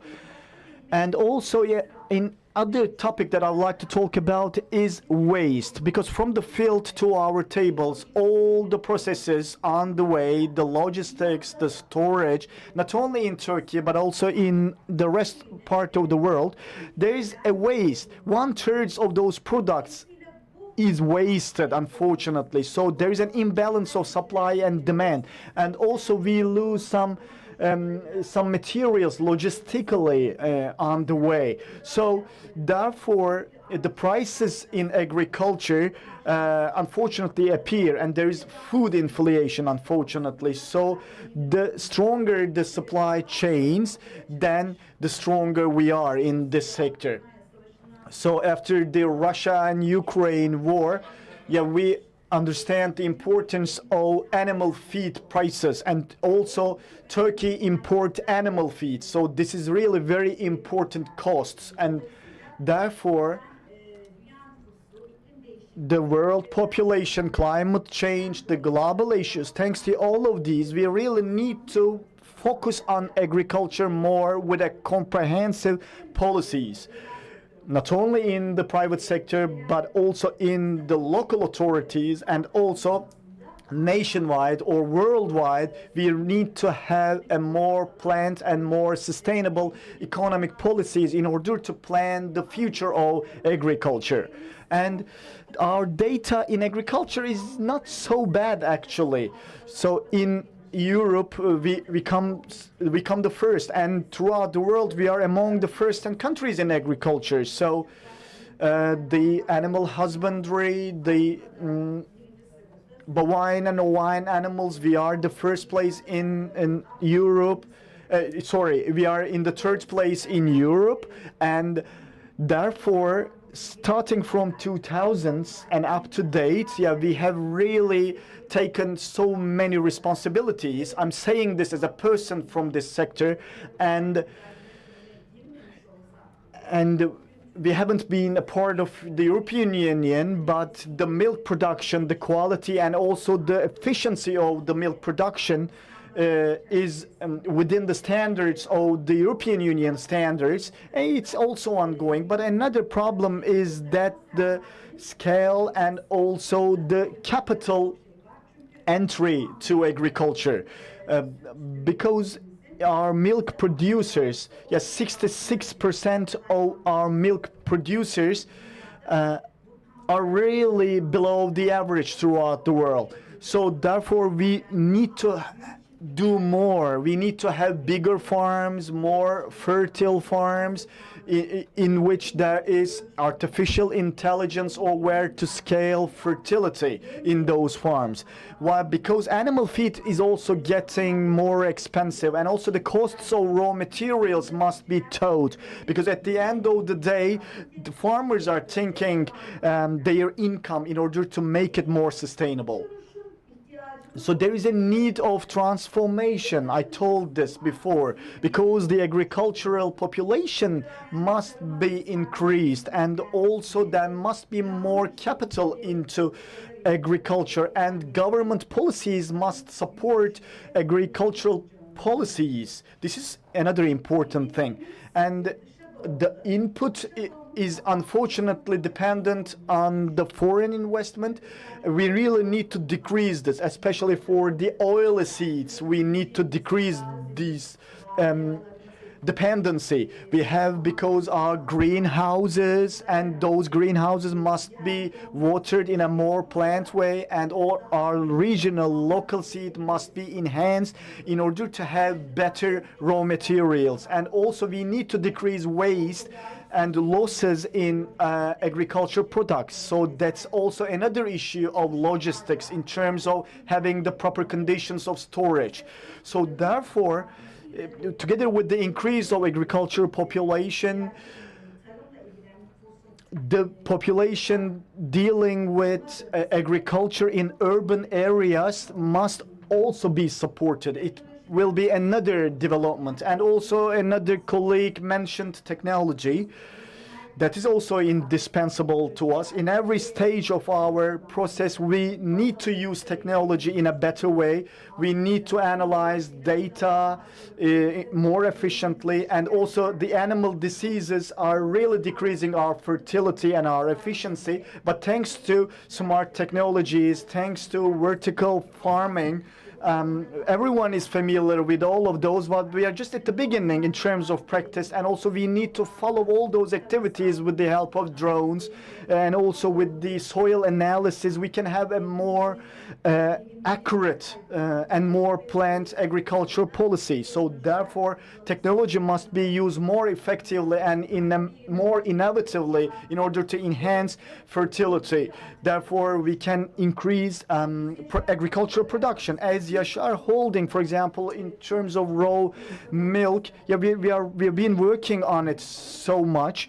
Why? Because it is related to agriculture directly. Why? Because the animal needs to feed on animal feed, and also it mostly comprises animal feed and water, and therefore the costs of animal feed is also important, not only in animal husbandry, animal feeding, but also in fisheries.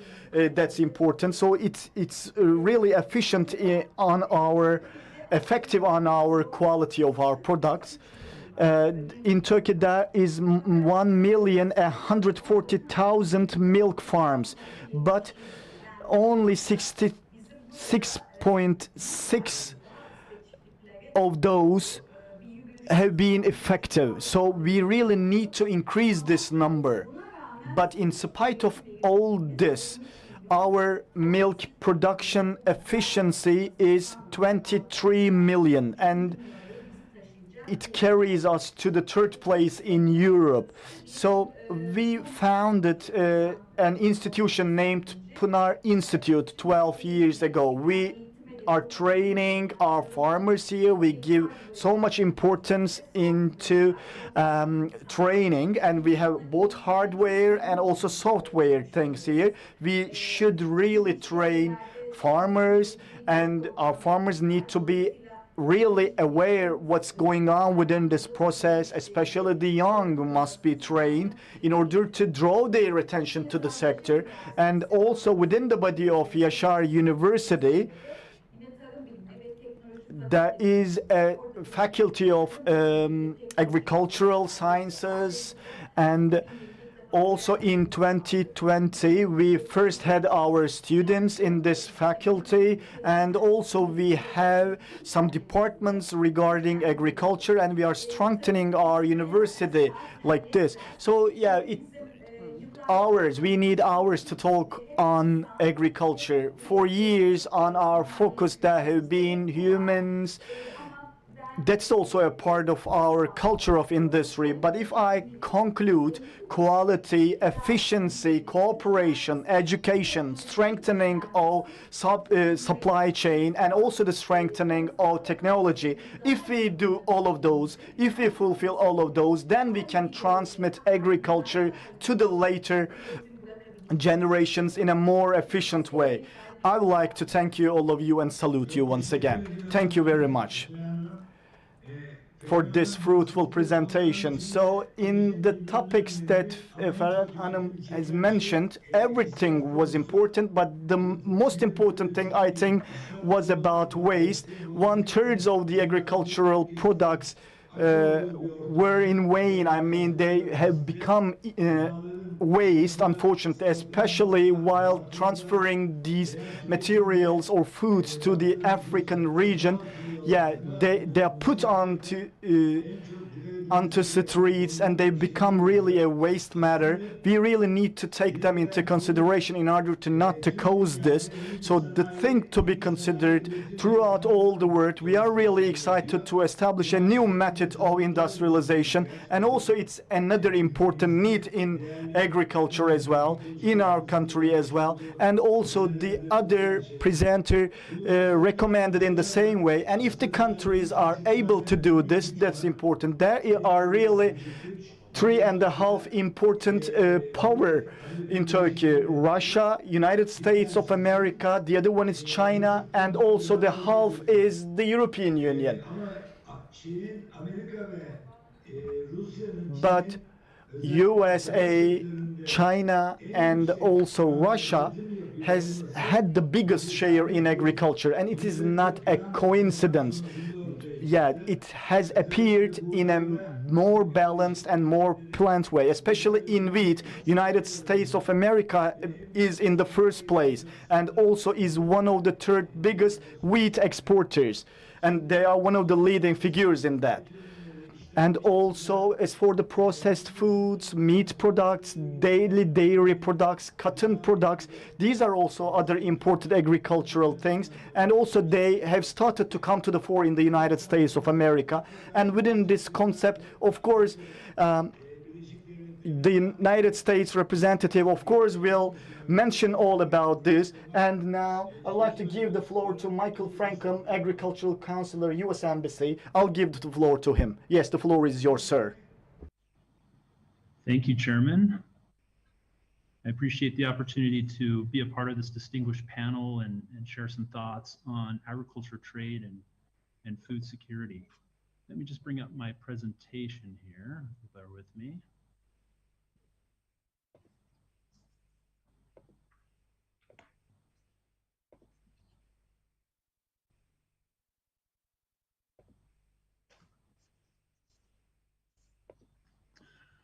Okay, again, my thanks to the organizers for inviting me to make some short remarks on this topic, which is so important to each and every one of us, especially in these challenging and difficult times.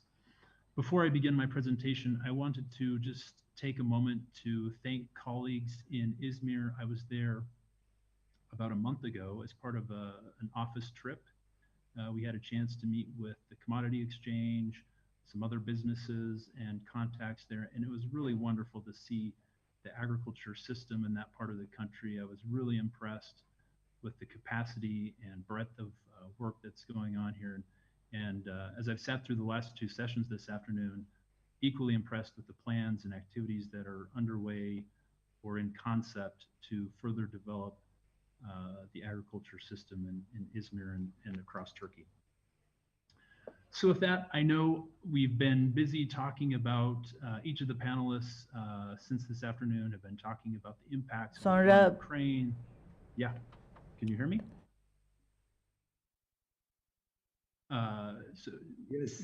As I was mentioning, each of the panelists have been discussing the various impacts from the war in Ukraine, the pandemic, climate change, and how those have resulted in bottlenecks, economic hardships, physical hardships, etc., and the different challenges that have come from that.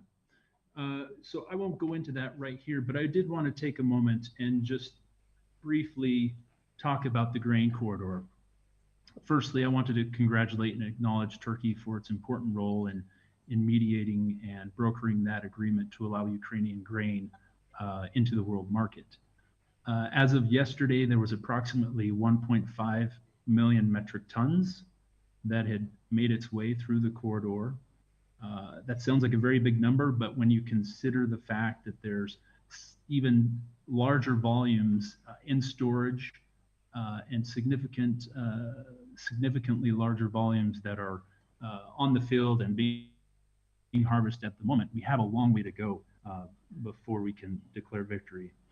As I was reflecting on the grain corridor, I think, and the topic of food security, from my perspective, the most immediate and important step that can be made to remedy the food security situation across the globe is to end the war in Ukraine. As we know, Ukraine is a significant supplier of grain, oilseeds, and other foodstuffs to the world market. And right now, because of the war, they're not able to get out as much as they should. So that war needs to come to an immediate end. Let me just move on to the second slide here. We've heard a bit about food security. I've heard the word self-sufficiency come up. I think we need to be careful not to equate the two. Sometimes it can be confusing, and they're not synonymous. Trade and food security, or let me say this, trade is an integral part of food security. All countries, to some degree or another, are depending on agriculture imports. And so trade, both import and export, is just part of the natural equation that needs to happen in order to ensure food security. It's not just a one-way street. Trade goes both ways. Even in the United States, and as was just mentioned, we're one of the largest agriculture producers in the world. We rely on imports. I just want to share with you that during the first half of this year, the United States imported $137 billion worth of agriculture and related products from more than 150 countries. So just to illustrate that even as big a country as the United States is, as big as our agriculture systems are, we still depend on imports of agriculture products from a number of countries. Now, looking at the relationship between the US and Turkey, again, there's a two-way trade relationship between the two countries. Turkey imports large volumes of livestock feed from the United States that is used, as we heard from our last presenter, for dairy production, to make milk and meat and poultry. And Turkey also imports sizable volumes of cotton from the United States that are used in the country's textile and apparel sector and are an important economic driver for growth here in the country. At the same time, I think sometimes it's forgotten that the United States imports significant volumes of products from Turkey, the largest of which is fruit juice, followed by dried fruit such as figs and dried apricots and confectionery products. So last year, I think this may have been the first time this had happened, US exports to Turkey were about $1.4 billion, and the United States imported about the same from Turkey. I think sometimes there's a perception out there that we're just dominating the market, and that's not the case. I also want to take a moment to talk about international standards. In order to facilitate the uninterrupted flow of agricultural trade, now more than ever, we need to make sure that everyone is playing by the same set of rules as defined by the WTO, or the World Trade Organization. Otherwise, as we've heard in other presentations, these unjustified, non-science-based import or export restrictions can undermine global food security. So we really need to come together, agree upon common standards, and implement those fairly to ensure that trade moves freely across borders. Next, again, we've heard considerable discussion on the effects of climate change and food security. We fully expect that the intensity and frequency of these climate events is going to increase, thereby impacting agriculture production. We've seen drought, fire, extreme heat certainly in most parts of the world. I know last year we saw wildfires here in Turkey. We saw them in the United States. We've also seen in the United States, in the state of Kentucky, there was flooding earlier this year. The Midwest, where a lot of our agriculture production is located, has been experiencing dry weather and extreme temperatures, which again is going to have an impact on our production. And then we've also seen other headline examples of the effects of climate change. There's a record heat wave going on in China. There's been disastrous flooding in Pakistan. And each of these incidents, one way or another, is having an effect on global food security, trade, and people's livelihoods. As agriculture production is influenced by the effects of climate change, agriculture trade will likewise be impacted, as I was just mentioning. As no two countries' agriculture policies are the same, so too will every country's approach to more sustainable agriculture practices. So it's crucial that each of us recognize that our practices, our situations are going to be slightly different, but we need to work in a way that allows for trade to continue to move. Otherwise, if farmers don't have markets in which to sell their products, or they don't make sufficient profits, they're not going to invest in some of these climate saving technologies and we're not going to be able to produce enough food and agriculture products to feed a growing population. So I took a moment, just this photo on the bottom of my slide is a dam. It's the Glen Canyon Dam, which is close to my home in southern Utah. As you can see, the white is, the top of that white is where the water used to be, or it was about that high. But in the last decade or so, because of a mega drought, water levels in the dam have gone down by at least 150 feet. This may not seem that significant from this picture, but this dam feeds Utah, Arizona, California, New Mexico, all of which are, especially California, significant producers of agriculture products. So we're grappling now with, now that the drought in America, or in from both government and private sector, participate in this coalition to discuss ways and ideas to increase investment in climate smart agriculture and technologies. Let me just take a moment to talk about exchange programs. The U.S. Department of Agriculture, who I represent here in Turkey, has hosted dozens of Turkish scientists, academics, and business professionals in various exchange programs over the years. In fact, this week we're hosting a team from the Ministry of Agriculture to share with them how the United States uses and deploys crop insurance. Crop insurance is very important and is increasingly important as farmers struggle with drought, flooding, fires, etc. So we're happy to share our experiences. We're also looking forward to another team from the Ministry of Agriculture coming to the United States later this year to exchange information and ideas about wildfires. The United States, and I know Turkey, we've each had our different challenges with wildfires, especially in the state of California. So we're looking forward to exchanging, like I said, some information and best practices with each other. I think there's a lot that can be shared. And then finally, we've leveraged our Cochrane and Borlaug exchange programs to train and build capacity with local scientists on the latest technologies to help improve crop or disease resistance in crops and drought resistance and so on. And so we look forward to continuing that.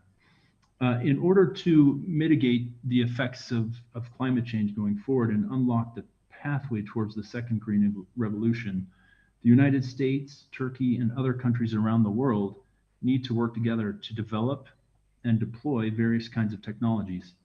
This is going to require increased coordination, investment, and a fully functioning regulatory and policy environment to support the deployment of these technologies. And finally, on the topic of trade dialogue, the United States, Turkey, we continue conversations, and we look forward to enhancing and deepening those conversations to find ways to expand our trade relationship in the future. With that, let me again express my thanks for the chance to make some remarks and look forward to answering questions that might come in the Q&A session. Thank you.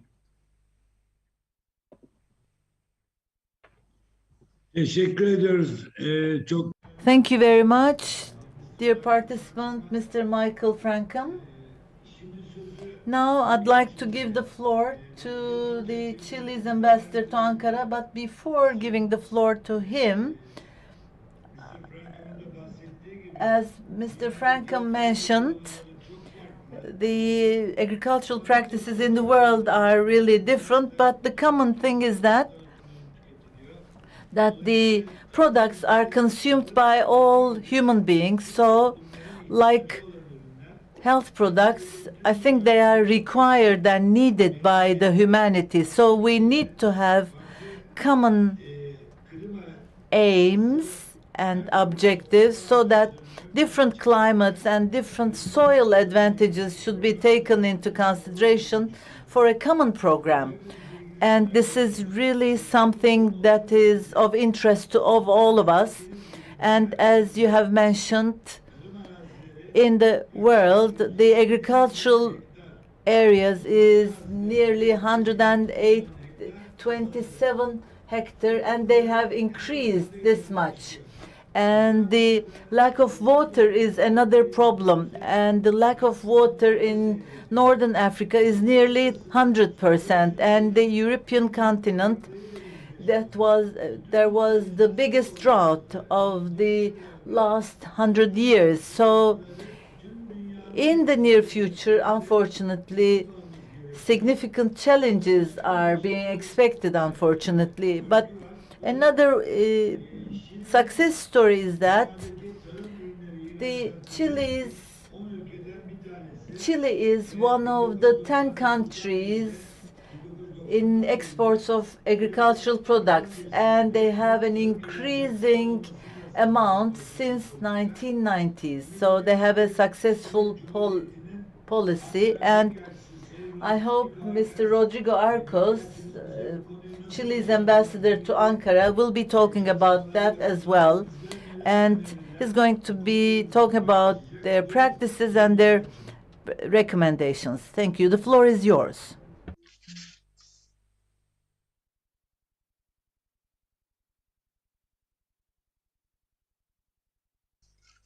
Hello? Yes. Thank you very much, Mr. Chairman. I think I'm going to give the politician view. You are more in the field of expertise. I am more in the diplomatic and politics. So I will wrap out some ideas.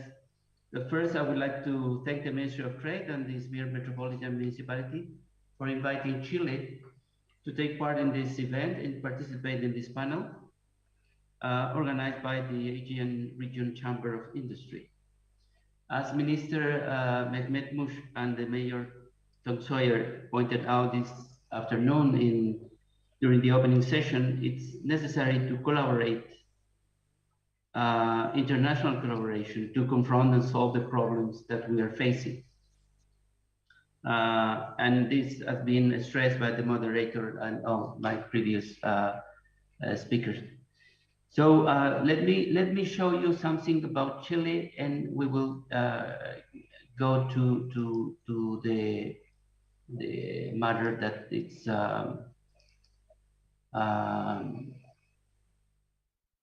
part of our discussion today. I don't know, but if you knew, but Chile is an island. It's a phytosanitary island.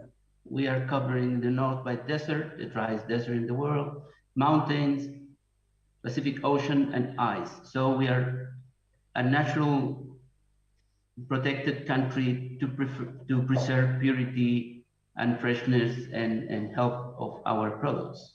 Chile is a food producer, and this condition helps us to have a very healthy and pure product. This one is the topic that you had mentioned. The Chilean, the trade policy and the trade is important part of our development in our economic sector. As the speaker from the U.S. Embassy told us, the trade is important part of our system, and we cannot work without that. So we have free trade agreement with 65 economies. We cover almost 70% of the population of the world, almost 90% of the world GDP, 95% of our exports are covered under a free trade agreement. And we have a free trade agreement with Turkey since 2011. We are the only country in America who has a free trade agreement with Turkey. And also important part of this discussion, it's what other agreement we have. And we have agreement to avoid double taxation. That is very important for investment and for having trade with other countries. As the chairman said, Chile is a food producer, very important food producer. And we are also the first producer of fruits, fresh cherries, plums. The yellow indicate the product that are in the Turkish market. Mussels. The salmon is not here, but we want to bring it. Walnuts, raisin, raspberry, blackberry, grapefruit, everything we export. We have something here in Turkey. And we are the first, or we are in the tier, the first tiers of producers in the world. Also, the share of the agricultural sector or non-copper or non-mineral sector has been growing since the 90s, but especially during this century. And equally to the copper. Chile is famous for the copper producers, first in the world, but now we are in the same in the other areas. And non-copper and non-mineral areas, 63% as agro-foods industry. It's important part of our economy. I don't want to go in details in this area, but I want to show you that our main export and main areas is Asia, Europe, United States, and America. Turkey has a very small percentage of our export on foods. Even though it's important, has grown a lot, we have to work in this area. We are working very much to increase the exchange. What is the Chilean policy, or what we are concentrating? As you are mentioned, food innovation, organic food, fresh fruit, and the goods and services industry it concentrate much of our interest now as a government. And all the countries we are facing and we are closing, or we are targeting, we have free trade agreement with them. So if you see the Chilean agricultural trade, the imports growing, but also, as our colleague from the United States said, we are also importers of food. You know, we cannot produce everything, or in some case, we sell the best and we buy from other markets to sell in our shelves. So some countries in Latin America have not the same advantage as us. We have to get into markets in Europe, or the level of the quality we produce, and we are their market. I told you I will speak from the point of view of the politician, not as a technician. So you can see we import food from the United States, European Union, Brazil, Argentina, most of the Latin America, New Zealand, UK, and others. In the case of Turkey, we increased the value of our trade from 2020-21, and the value increased 105% and the volume 102%, most in favor of Turkey. And we have to work in the modernization of our free trade agreement, to finalize our agreement on double taxation, to improve the connectivity, to increase the number of direct investment, market access, and we are, as United States, is also included in the Far Countries strategy presented by Minister of Trade at the mid of this year. What is part of our response to the crisis? In Chile, and this one point that especially was mentioned by the mayor of İZMİR today about the including all sectors. In Chile, the government created the National Commission for Food Security to face and respond to international food crisis, and it Everything is involved, the public, private, international organization, supermarkets, producer, union, everybody. And what are the main problems that we are facing as well, as you mentioned, both all of you already mentioned: climate change, drought, water shortage, the impact of the COVID-19, the increase of international price of food, the international conflict, the problem with distribution chain, the access to food, and also export restrictions. Some countries are with some restriction to export their product in order to protect the national consumers. 3 subcommittees in this commission: food distribution and logistics, and market access. The first measure was announced. Mainly, the main measure was declare all the country as an emergency, food emergency, and that include support to farmers, as you mentioned. That is an important part of the equation. And small, medium, and big producer has access and support. Also to have a policy on water resources, because Chile is also highly exposed to the problem, and we are importer of wheat, corn, fertilizing, and the prices went up year to year more than 26%. What are the strategy? Well, 3 main areas: sustainability, is a protection environment and local communities; safety, increase of traceability and origin of the product; and innovation, that is nutritious and healthy product, including physiological benefit of the food. The food industry in Chile has invested heavily in technology, quality control, health, the color, flavor, fairness, and all the product, but also new varieties improve the quality and longer shelf life. This is quite important, you know, to have a longer shelf life, especially for Chile that has to cross a very long distance to get with the product to other markets. And as a wrap up, is what we are being saying, you know, free trade agreement and a special partnership will help to face this problem. Foreign investment and improvement of logistics.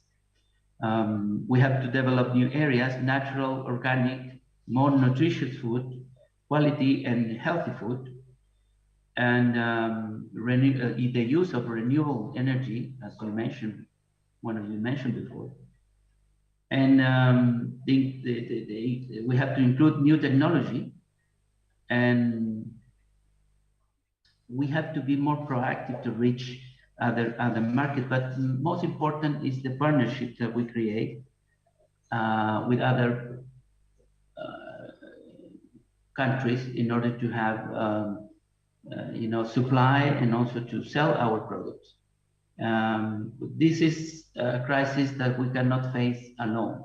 We have to do it together, and we have to work together. So that is more or less the strategy and what we are doing, and it's very much in line what we are discussing in this panel.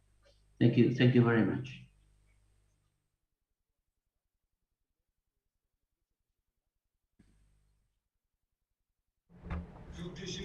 Thank you very much, Mr. Ambassador. Yeah, distinguished presenters and participants, we have come to the end of our panel, and I hope in this important sector like agricultural sector, I hope we have contributed a little bit to the agricultural sector. Once again, I would like to extend my thanks to all the participants and panelists. And also tomorrow, the 91st International İZMİR Fair will be opened. So I have a good evening. I wish a good evening to you all.